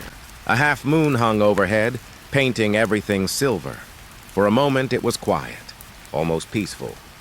The yard stretched wide, surrounded by high fences topped with rusted coils of barbed wire. The basketball hoops still stood, nets long gone. The watchtowers loomed, their windows black and empty. I told myself I'd walk one lap, clear my head, then head back inside. My boots echoed as I moved along the cracked pavement. Each step carried across the yard, sharp and lonely. I shoved my hands in my pockets, listening to my own rhythm. Step, step, step. That's when I heard it. Another sound. At first, I thought it was just my imagination, some trick of echo bouncing back from the walls. But no, it wasn't in sync with me. It came after. I stopped. The sound stopped too. I stood there, my breath fogging in the moonlight. The air felt heavier, colder. I took another step, and there it was. Not boots, not sneakers, chains. A metallic scrape against the concrete, dragging slow and steady like shackles pulling across the ground. Shirk, shirk. I froze, listening. My heart hammered in my chest. The sound was close, too close. I swung my flashlight toward the noise. The beam slicing across the yard. Nothing, just empty pavement, broken benches, shadows crawling along the fence. But the sound didn't stop. It moved with me. I tried again, stepped forward. Slower this time. The chains followed. Shirk, shirk. Always just behind me, never ahead. I turned in circles, lights spinning across the yard, desperate to catch something. But there was nothing. No figure, no body. Just the noise, scraping across the ground, keeping pace. I told myself to walk back inside, to shut the gate, to leave it. But I didn't. Something in me needed to know. I kept walking, making a slow circle along the edge of the yard. Every step I took, the chains dragged after, sometimes close, sometimes further back, but never gone. I passed under the shadow of a watchtower. The windows stared down at me like blind eyes. For a moment I swore I saw something shift up there, but when I lifted the light it was empty. The sound grew louder. Shriek, shriek. It was deliberate, heavy, like someone was pacing me. Shackled at the ankles, each step forced, I tried speaking. My voice cracked when it left my throat. "Who's there?" The yard swallowed the words whole. No answer came. Just the scrape, the drag, the endless weight of chains. I forced myself to keep going. Each lap around the yard felt longer, the distance stretching, the fences leaning in closer. My breath came quicker, the cold air biting at my lungs. Halfway through my third lap, something changed. The sound wasn't behind me anymore. It was beside me. I turned my head. Slow as stone, my flashlight trembling in my grip. The pavement was empty. Silver moonlight washed over cracked concrete, weeds pushing through seams. Nothing moved, but the sound was there. Right there, shh, like someone was walking shoulder to shoulder with me, shackled and unseen. My legs went weak. I nearly stumbled, but I forced myself forward. I didn't dare stop again. If I stopped, I was afraid the sound would stop too, and that whatever made it would finally catch me. I walked faster. The chains matched me, never lagging, never straining. Always steady, always there. I could feel it now. The weight of it. Not just the sound, but the presence. A pull in the air beside me like the space was bent, warped. The hair on my arm lifted. I couldn't take it anymore. I ran, boots pounding the pavement, flashlight beam jolting across the yard, my breath ragged in my throat, and the chains ran with me. The scrape quickened, matching my pace, dragging faster, harder, like metal striking sparks. I didn't stop until I hit the gate. I shoved it open so hard it slammed against the wall, rattling on its hinges. I stumbled inside, heart thundering, sweat cold on my skin. The sound stopped the instant I crossed the threshold. Silence pressed in, heavy and absolute. I leaned against the wall, gasping, listening, my ears strained for even the faintest echo. But there was nothing. The yard behind me was still, empty. But I know what I heard. Those weren't echoes. They weren't tricks. Something walked with me that night, shackled, bound, dragging its chains across the concrete, step for step, breath for breath. And the worst part, I don't think it ever really stopped. Even now when I'm alone, when the world is quiet, sometimes I still hear it, that scrape. That drag, sh-rook, keeping pace, always keeping pace. I told myself I wouldn't go back to the yard, not after what I heard out there. But you don't get to choose what a place like this does to you. It pulls at you. It knows where your eyes will wander, where your feet will drift.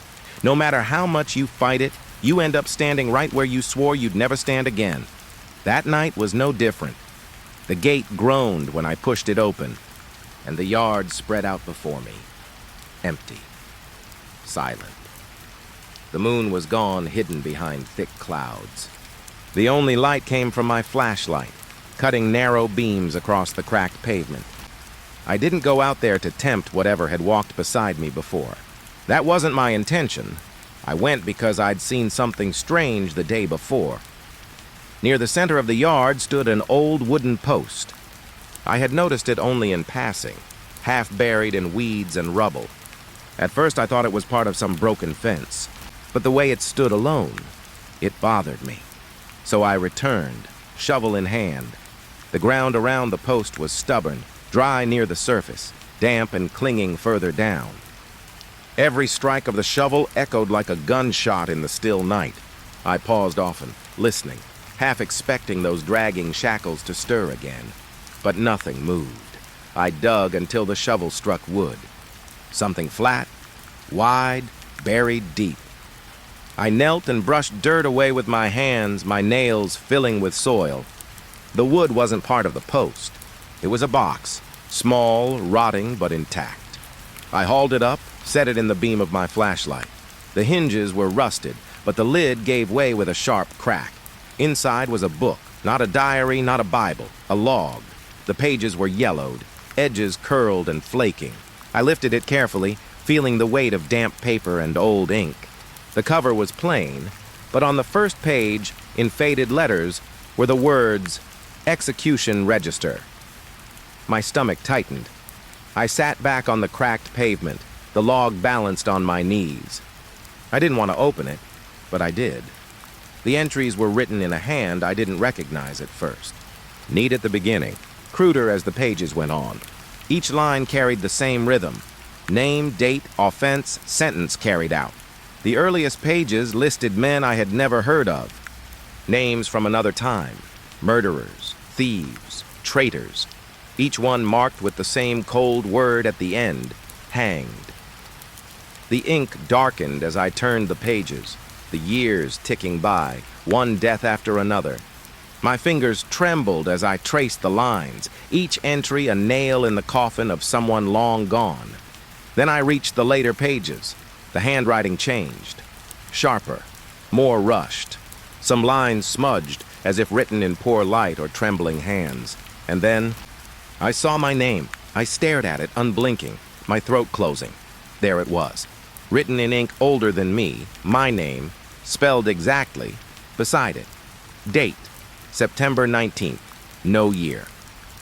Just the day and month, and under sentence carried out, condemned. Execution complete, my fingers went numb. The log slipped and nearly fell from my lap. I couldn't move, couldn't breathe. I read it again, certain my eyes were lying, that the lines would rearrange if I looked long enough. But they didn't. The words were fixed. My name, carved into the history of this place, as though I had already died here. I flipped the page, desperate to make sense of it, to prove it was some cruel trick of coincidence. But the next page was blank, and the one after, all the way to the end. My entry was the last, the final name in the execution register. I sat in that yard for what felt like hours, staring at the book, the night pressing against me like a weight. My mind clawed at explanations. Maybe it was another man, someone who happened to share my name. Maybe the date was meaningless, a coincidence. Maybe, but I couldn't convince myself. Not when I saw how carefully the ink had been pressed into the page. Not when I noticed how the handwriting looked like mine, not exactly, not neatly, but close. So close it made my skin crawl. The longer I looked at it, the more it resembled my own hand, shaky and rushed, like something I might scrawl when I was tired. I slammed the book shut and shoved it back into the box. Heart racing, breath tearing through my chest. I didn't want it anymore. I didn't want proof. I shoved the box back into the dirt, covered it with soil as quickly as I could, my hands clumsy, shovelfuls scattering more dirt across the pavement than the hole. But even buried, I could feel it, like the ground itself was holding the words, whispering them beneath my feet. Your name, your date, condemned. By the time I stood up, my body was shaking. Sweat stung my eyes. The yard stretched silent around me. The post stood tall, black against the night, as though watching me. I couldn't stop myself from looking at it. The rope marks carved deep into its wood, grooves worn from countless ties. The execution post. That's what it was, and my name was the last it carried. I stumbled back to the gate, refusing to turn around, refusing to listen for chains or whispers or anything else. But when I finally shut the gate behind me and leaned against the wall, gasping for air, I realized something. The entry hadn't just said I was condemned. It had said the sentence was complete, finished, done. I wasn't waiting to die, not according to that book. According to that book, it had already happened, and the more I think about it, the harder it is to shake the feeling that maybe I never really left that yard at all. The cafeteria was one of the last places I wanted to go. Even when the prison was still alive, no one liked being in there. It wasn't the food, not really. It was the air. The way it seemed thicker, hotter, more violent somehow. That room had absorbed decades of anger, shouting, and blood. Now, years later, the room was dead quiet. My boots echoed as I stepped through the doorway. The tables were still bolted to the floor, most of the benches broken or warped. The paint peeled in long strips from the ceiling. Rust crawled across the serving line where food had once been shoved out on plastic trays. I swept my flashlight across the tiled floor, and for a moment it almost looked clean. Too clean. As if the riots, the fights, the chaos that had once burned through this place had been scrubbed away, leaving only the skeleton of what it used to be. But that was a lie. This place wasn't clean. I hadn't even taken 3 steps inside before I heard it. A sound. Small but sharp. The sound of glass. Not glass breaking, no. Glass crunching, like someone stepping on shattered pieces right behind me. I froze. My boots hadn't touched anything. The tiles under me were bare. I turned my light down and swept it across the floor. Nothing. Just dirt, dust, a few scraps of paper. But then, there it was again. Crunch, clear, distinct, like a heel grinding down on fragments of a bottle. But there was nothing there. I moved the light closer to my own boots, searching, convinced I must have missed something. No broken glass, no shards. Still the sound followed me every step I took, bare tile under my foot. And yet behind me, as sure as an echo, came the crunch. I tried to ignore it. Tried to keep moving, to convince myself it was just the building shifting, something settling in the walls. But the sound matched me too perfectly. Step for step. Crunch, crunch, dot crunch. It wasn't random. It was following me. The cafeteria stretched out longer than I remembered. The beam of my flashlight cut ahead, bouncing off the rows of tables. The sound of my boots felt swallowed by the room, but the crunching stayed sharp, crisp, as though whoever, or whatever was making it, was only inches away. I stopped. The sound didn't. It moved one more step. I spun, flashlight slicing across the empty space behind me. The beam hit nothing but shadows. But my stomach tightened when I noticed something. On the floor, scattered across the tiles, were small, glittering fragments. Glass. They hadn't been there when I walked in. I was sure of it. The light caught them, tiny teeth scattered across the floor. And then, as I stared, I heard it again. Crunch. Right over the pieces, as if something unseen had just stepped directly onto them. I stumbled back, my breath sharp, nearly tripping over a broken bench. My flashlight jittered in my hand. The beam landed on the wall to my left, and that's when I saw it. A dark stain on the tile. Long, uneven, streaked downward, as if someone had thrown something liquid and red against the wall and never cleaned it. Blood. I had been told about the riot. Every officer who worked here knew the stories. How inmates had turned the cafeteria into a battlefield. How bottles, trays, and chairs had become weapons. How one guard had been cornered near the serving line and never made it out. We weren't supposed to talk about it, but everyone knew. And now, it felt like I was walking through it. Not a memory. Not a story. Something still alive. The crunch of glass followed as I edged further into the room. My light skimmed over the walls, over more dark stains, over tables scarred with scratches and initials. I realized my hands were trembling. My mouth was dry. The sound of glass stopped, and for a moment, the silence was worse. I stood there, waiting, every muscle in me locked tight. I listened so hard my ears rang. Then came something new. A whisper of breath. Low, raspy, almost a groan. It came from the far end of the cafeteria where the shadows were thickest. My chest tightened. I wanted to leave. I should have left, but something kept me frozen, kept me listening. The sound of breathing grew louder, heavier, as if more than one voice had joined in, and then the sharp crack of glass breaking, not under my boots. Not behind me, all around me. The noise erupted, shattering the silence, echoing across the tiles. It was as if dozens of bottles had been smashed against the floor at once. The sound of chaos filling the cafeteria, sharp and jagged, too close to my ears. I spun in every direction, my flashlight swinging wildly, but there was nothing. Just empty tables, empty benches, empty air. But the glass was everywhere now, covering the floor, glittering under my light like frost. I hadn't seen it before, but now the entire cafeteria seemed littered with it, and with every breath, every step, it shifted, crunched, pressed down by invisible weight, the sound of a riot that never ended. I couldn't take it anymore. I ran.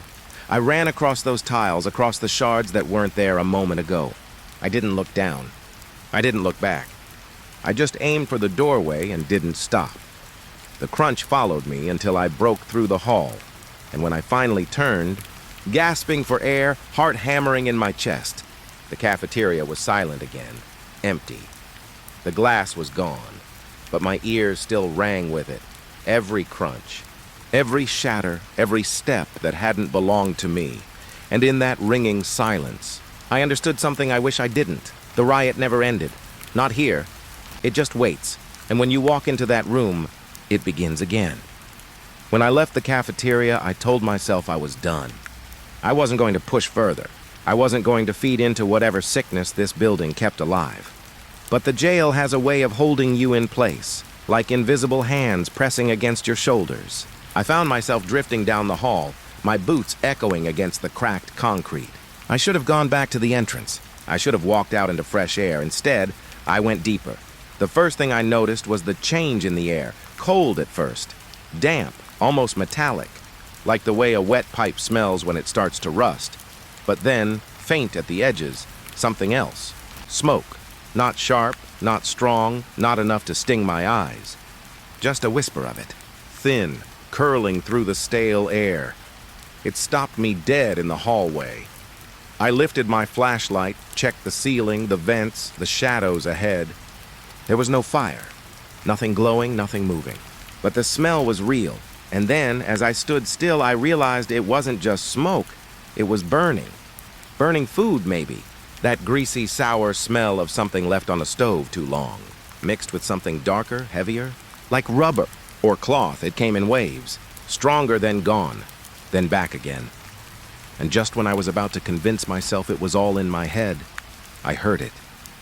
A sound carried low across the hallway, a scream, not sharp, not loud, muffled, faint, like it was being dragged up from under the floor. I froze, breath locked in my chest. The scream came again. Higher this time, closer. I wanted to move, but my legs were heavy. The air pressed down on me, thick with smoke and something else, heat. The temperature was rising. My skin prickled with sweat. And then there were more voices, screams overlapping, shouts breaking into each other. The sound of panic, of people trying to run but trapped with nowhere to go. I knew the stories. Everyone did. The riot hadn't just been knives and fists. They'd lit fires in the cafeteria. The smoke had filled the hallways. People had choked in the dark, scrambling for doors that wouldn't open. I was walking into it. Not the memory. Not the history. The thing itself. I pulled my shirt up over my nose, my hand trembling as I gripped the flashlight. The beam shook against the walls, slicing through shadows.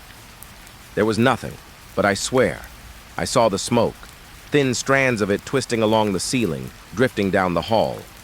My light caught it in the air, wisps that broke apart as I moved forward.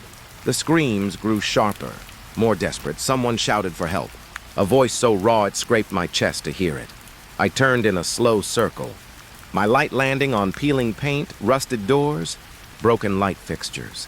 Empty, all of it empty, but the voices didn't stop. They filled the corridor, thick and heavy. Some were deep, men shouting. Others were high, sharp, almost cracking. And then, through it all, I heard a single voice rise above the rest. A man's voice, hoarse, commanding, screaming over the others. "Lock it down! Lock it down!" My stomach lurched. It wasn't an inmate. It was an officer. His voice thundered down the hallway, bouncing off the walls, carried on smoke and fire. And then, just as suddenly, it cut off. Everything cut off. The screams, the shouting, even the smell. It was gone. I was left in silence, my chest heaving, my shirt damp against my skin. The corridor was still again, like nothing had happened. I lowered the flashlight, my hands aching from how tight I'd been gripping it. But then, I noticed something on the wall, a streak of black, charred, burned. I walked closer, the beam of light steady now. The wall wasn't just darkened. The paint had bubbled, peeled away, exposing the concrete beneath. The mark was fresh. I reached out without thinking, my fingers brushing the surface. It was warm. I stumbled back, my breath catching in my throat. The hall was quiet. The air was clean. But the wall was burned. And as I stood there staring, I realized what scared me most wasn't the voices. It wasn't the screams, it was the smell. Because it hadn't been food, or rubber, or cloth. It had been skin. I should have left after the smoke, after the screams, after the burned wall, after the heat that clung to my skin, even when the air turned cold again.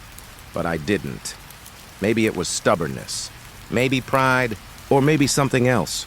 Maybe once you let this place draw you in, it doesn't let you go until it's finished with you. I found myself wandering down another corridor, one I didn't recognize.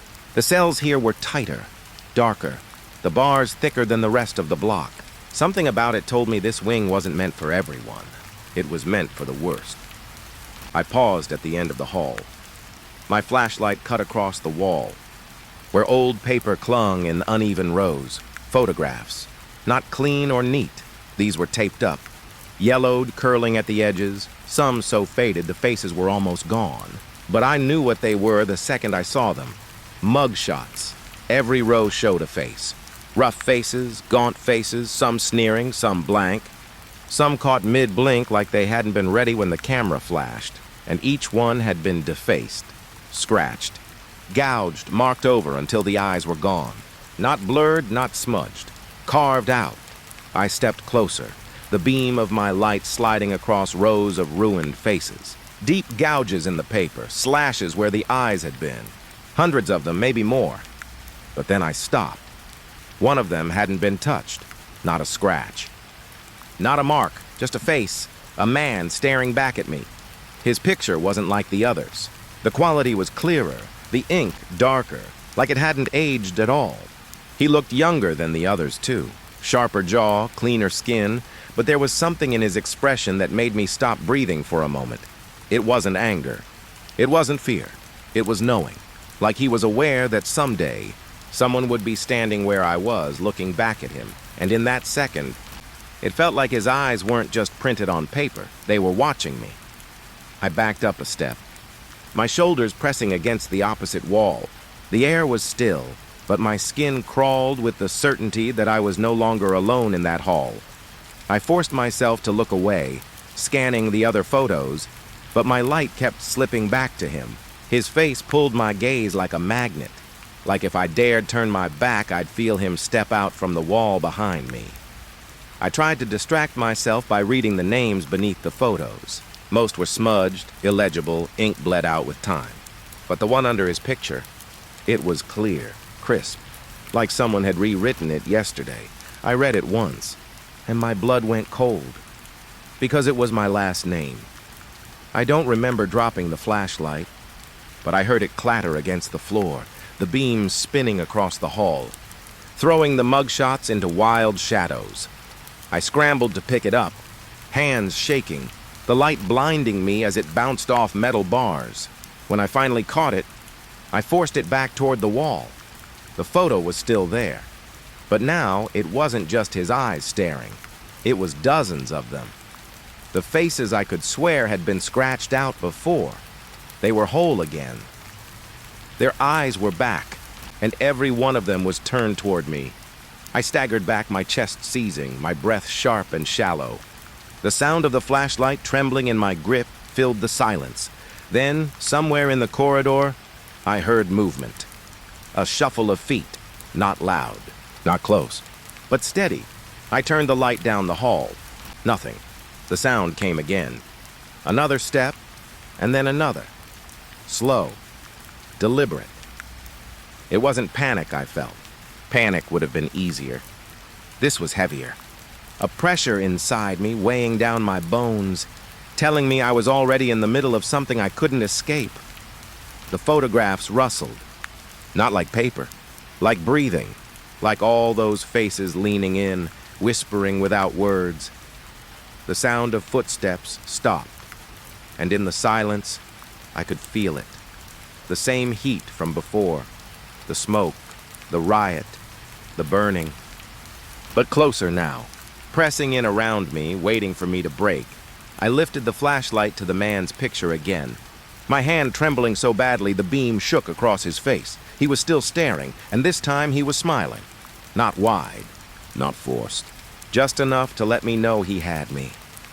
I don't remember leaving the corridor. One moment I was standing there, every nerve in my body lit up with dread. And the next I was outside, back in the yard, the night air hitting me like a bucket of water. I couldn't breathe, couldn't think. All I could see when I closed my eyes was his face. Clearer than any old mugshot had the right to be. His name, my name. And the smile that told me the riot never ended. It was waiting, and now it knew me. Booking rooms are strange places when they're empty. Most people only see them in the worst moments of their lives, lined up against the wall. A camera flashing in their face, their name and number printed on a card they'll never forget. But when no one's inside, when the desks are clear and the benches are bare, booking rooms feel heavier, like every echo lingers too long, and the walls remember more than they should. I was in booking room 3 that night. It wasn't supposed to be open. Most of the old rooms had been locked years ago when the prison downsized, but somehow the door stood ajar, just wide enough for me to slip in.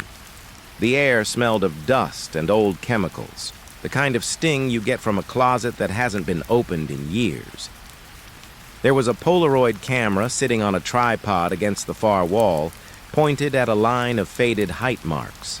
Next to it sat a small metal table, its surface scarred from decades of use, and an empty clipboard chained to the corner.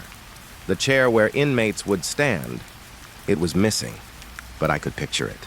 I'd seen enough of those rooms before. I could almost see a man planted there, head bowed, shoulders squared, as the flash burned his face into permanent record. I told myself I was only looking, just curious. But the second I stepped inside, the door behind me groaned and clicked shut. I froze. My pulse hammered, waiting for footsteps, for someone to turn the lock. But there was nothing, just silence. Then it happened. The Polaroid camera snapped. A blinding flash filled the room, bouncing off the walls, forcing my eyes shut. The sound came right after, the mechanical churn of film sliding out of the machine. I hadn't touched it. I hadn't gone near it. Still, the camera spat out a picture, slow and deliberate, like it had been waiting. The photograph slid onto the dusty table. I didn't want to look.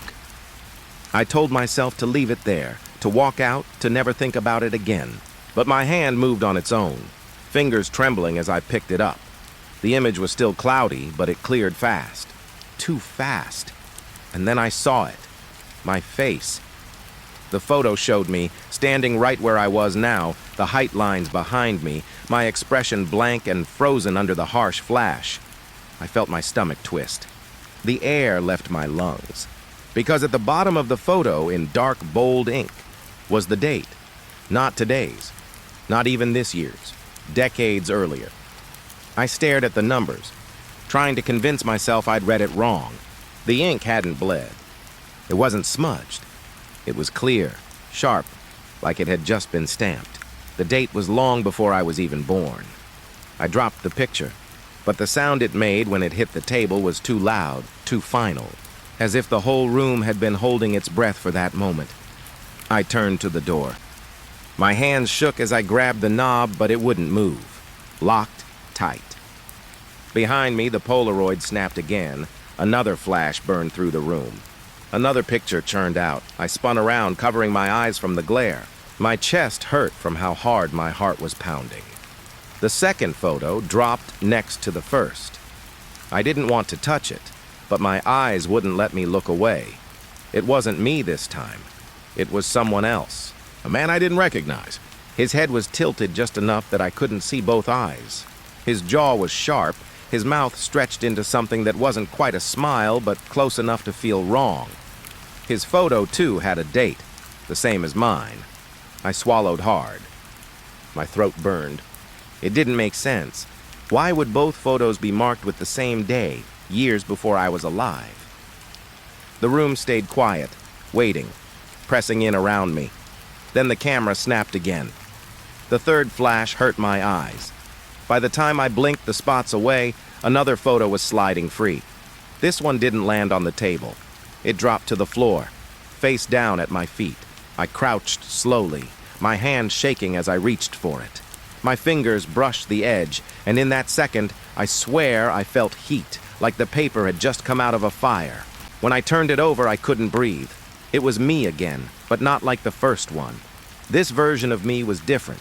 My face gaunt, my skin pale, eyes hollow, like I'd been drained of something vital. My mouth was open, but not in a scream, in a laugh, and at the bottom, where the date should have been, there was no number. Just one word. Condemned. I dropped it like it burned me. The photo slid across the floor, face up, that hollow version of me grinning in the dim light. The Polaroid whirred again, the lens twitching as if it were searching for its next subject. I stumbled backward until my shoulders hit the wall. My breath came fast, shallow, ragged. The machine clicked. A faint hum built in its core like it was charging for another flash. And then it stopped. Dead quiet. I stood there for what felt like hours. My eyes locked on the camera, waiting for it to move again. But it didn't. The silence was worse, because I knew it wasn't finished. It was waiting. Waiting for me to stand back in front of it, where the height lines cut across the wall, where it could mark me down with the rest of them.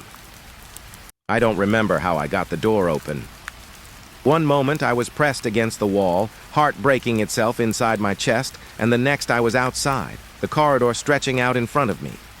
But as I walked away, my hand brushed my pocket, and I felt it. The edge of a photograph. I pulled it out with shaking fingers. It was blank.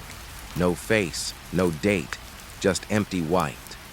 But as I stared, faint lines began to form, a shadow creeping into place, the slow outline of a figure taking shape. It was me, and the photo wasn't done yet. Booking room 3 had already given me more than enough reasons to leave it alone. But I came back. I don't know why. Curiosity, obsession, maybe something deeper than that. The photo still haunted me. The blank one that began to slowly fill with my outline, like the picture was waiting for me to finish it. I hadn't thrown it away. Couldn't. I kept it folded inside my jacket pocket, as if destroying it would only prove it was real. That night I found myself standing in the same room again. The Polaroid sat on its tripod, lifeless, like it had never moved. The 3 developed pictures I'd left behind were gone. The table was clear. But something else had changed. On the far wall, next to the tripod, sat an old fingerprint scanner, the kind they used in the later years, after ink and paper had been phased out. I knew it didn't belong here. The booking room hadn't been updated that far. The machine was plugged in. Its little green light blinked, steady and waiting. I told myself it couldn't possibly work. This place hadn't seen power in years. But as I stepped closer, the scanner hummed faintly, like it was breathing. I hovered my hand over the glass. My reflection stared back at me in the dark surface.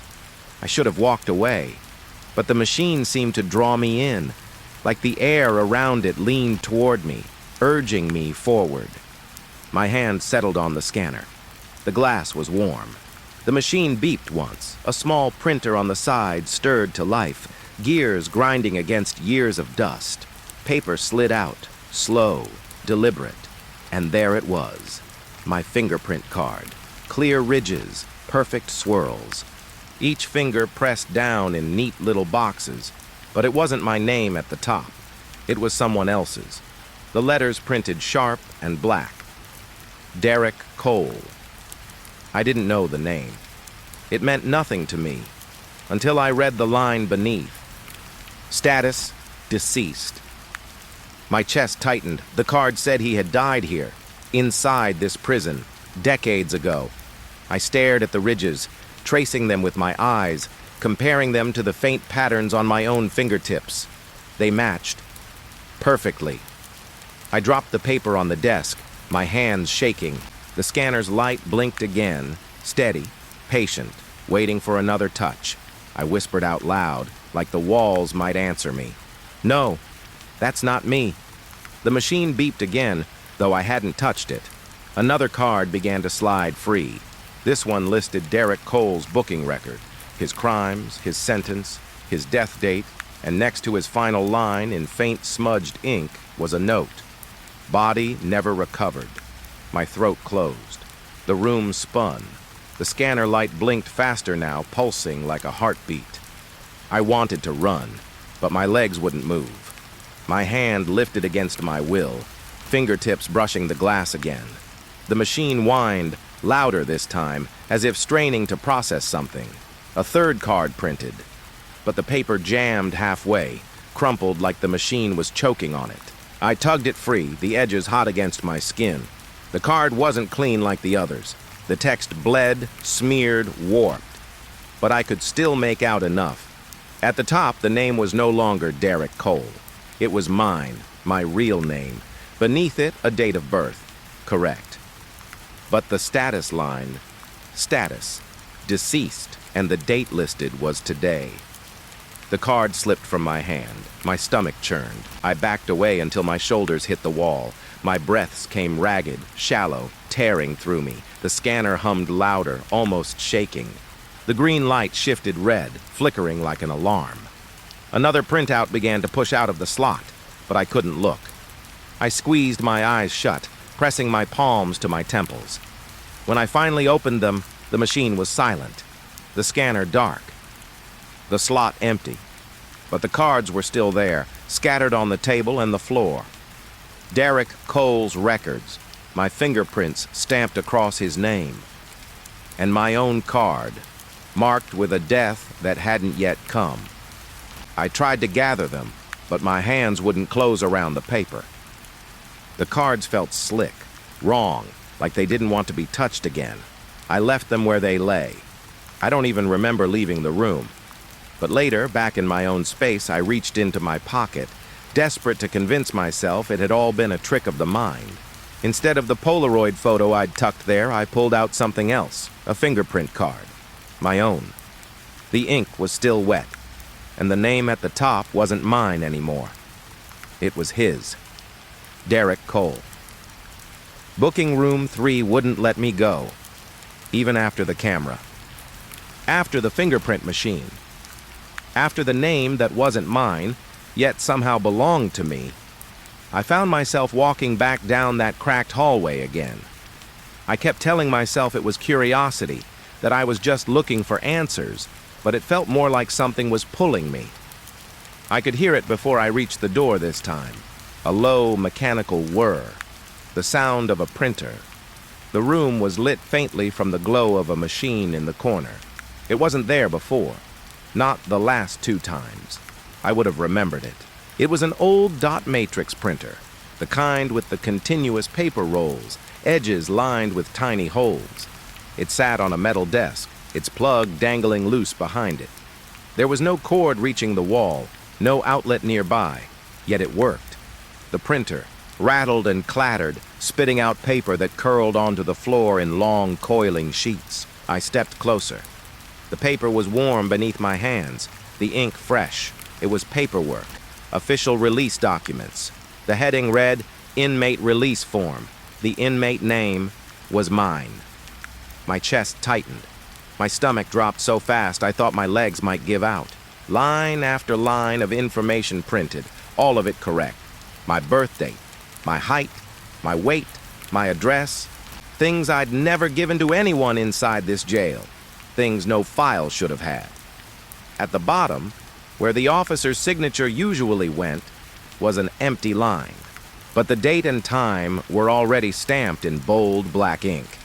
Release scheduled, 12:01 a.m., not today, not right now, tomorrow night, the following night. I froze, staring at that number like it could explain itself, but the printer wasn't finished. It started again, clattering and grinding as more pages fed out. I crouched down, lifting the sheet, following the lines with my finger as though touching it might change what I saw. Each page was another copy, my name repeated over and over. My information filled the forms again and again, and each one carried the same release time. 1 a.m. I glanced at the clock above the desk. It hadn't worked for years, the hands stuck in place, dust coating the glass. But when I looked down again, the paperwork had changed. The forms were shifting beneath my hands, the ink bleeding, rearranging itself. My name blurred, then cleared, and in its place appeared another. Derek Cole. I dropped the paper. My pulse pounded in my ears, hot and sharp. The name flickered again. Back to mine. Then to his. Like the machine couldn't decide which one of us was supposed to be released. The pages on the floor twitched. One curled slowly, edges rising as if a draft of air had swept across the room. But the air was still. And that's when I realized they weren't curling, they were crawling. The long chain of paper was inching toward me, dragging itself across the tiles with a faint hiss. I stumbled back, my shoulder slamming the wall, and the pages stopped. But my eyes caught the last one, freshly printed, still warm. At the bottom, beneath the release time, a new line had appeared. Released to unknown. The words swam in my vision, heavy and final. The printer fell silent. The green light flicked off. I stood there, gripping the edge of the desk, waiting for it to start again, waiting for the next page, but nothing came. The room was quiet, except for the sound of my own breathing. I bent down slowly, gathering one of the forms. The ink smeared faintly under my thumb, staining it black. I wanted to take it with me. Proof. Something to hold. But when I folded the sheet, it tore in my hands like wet tissue. The paper dissolved, flaking into dust that coated my skin. Every page on the floor did the same. One by one, curling, crumbling, until all that remained was a dark smear across the tiles. The printer was gone. The desk was empty. The only sound left was my heartbeat. Hammering in my ears, I should have left then. I should have run and never looked back. But I didn't. Because in the silence that followed, I heard something else. Paper. A faint, steady click from my jacket pocket. My hands shook as I reached in. My fingers closed around the edge of a folded sheet. I pulled it out. Another release form. Fresh ink. Crisp paper. The date stamped across the bottom in thick black letters. 1 a.m. tomorrow night. And beneath it, signed in handwriting I recognized but wished I didn't. My own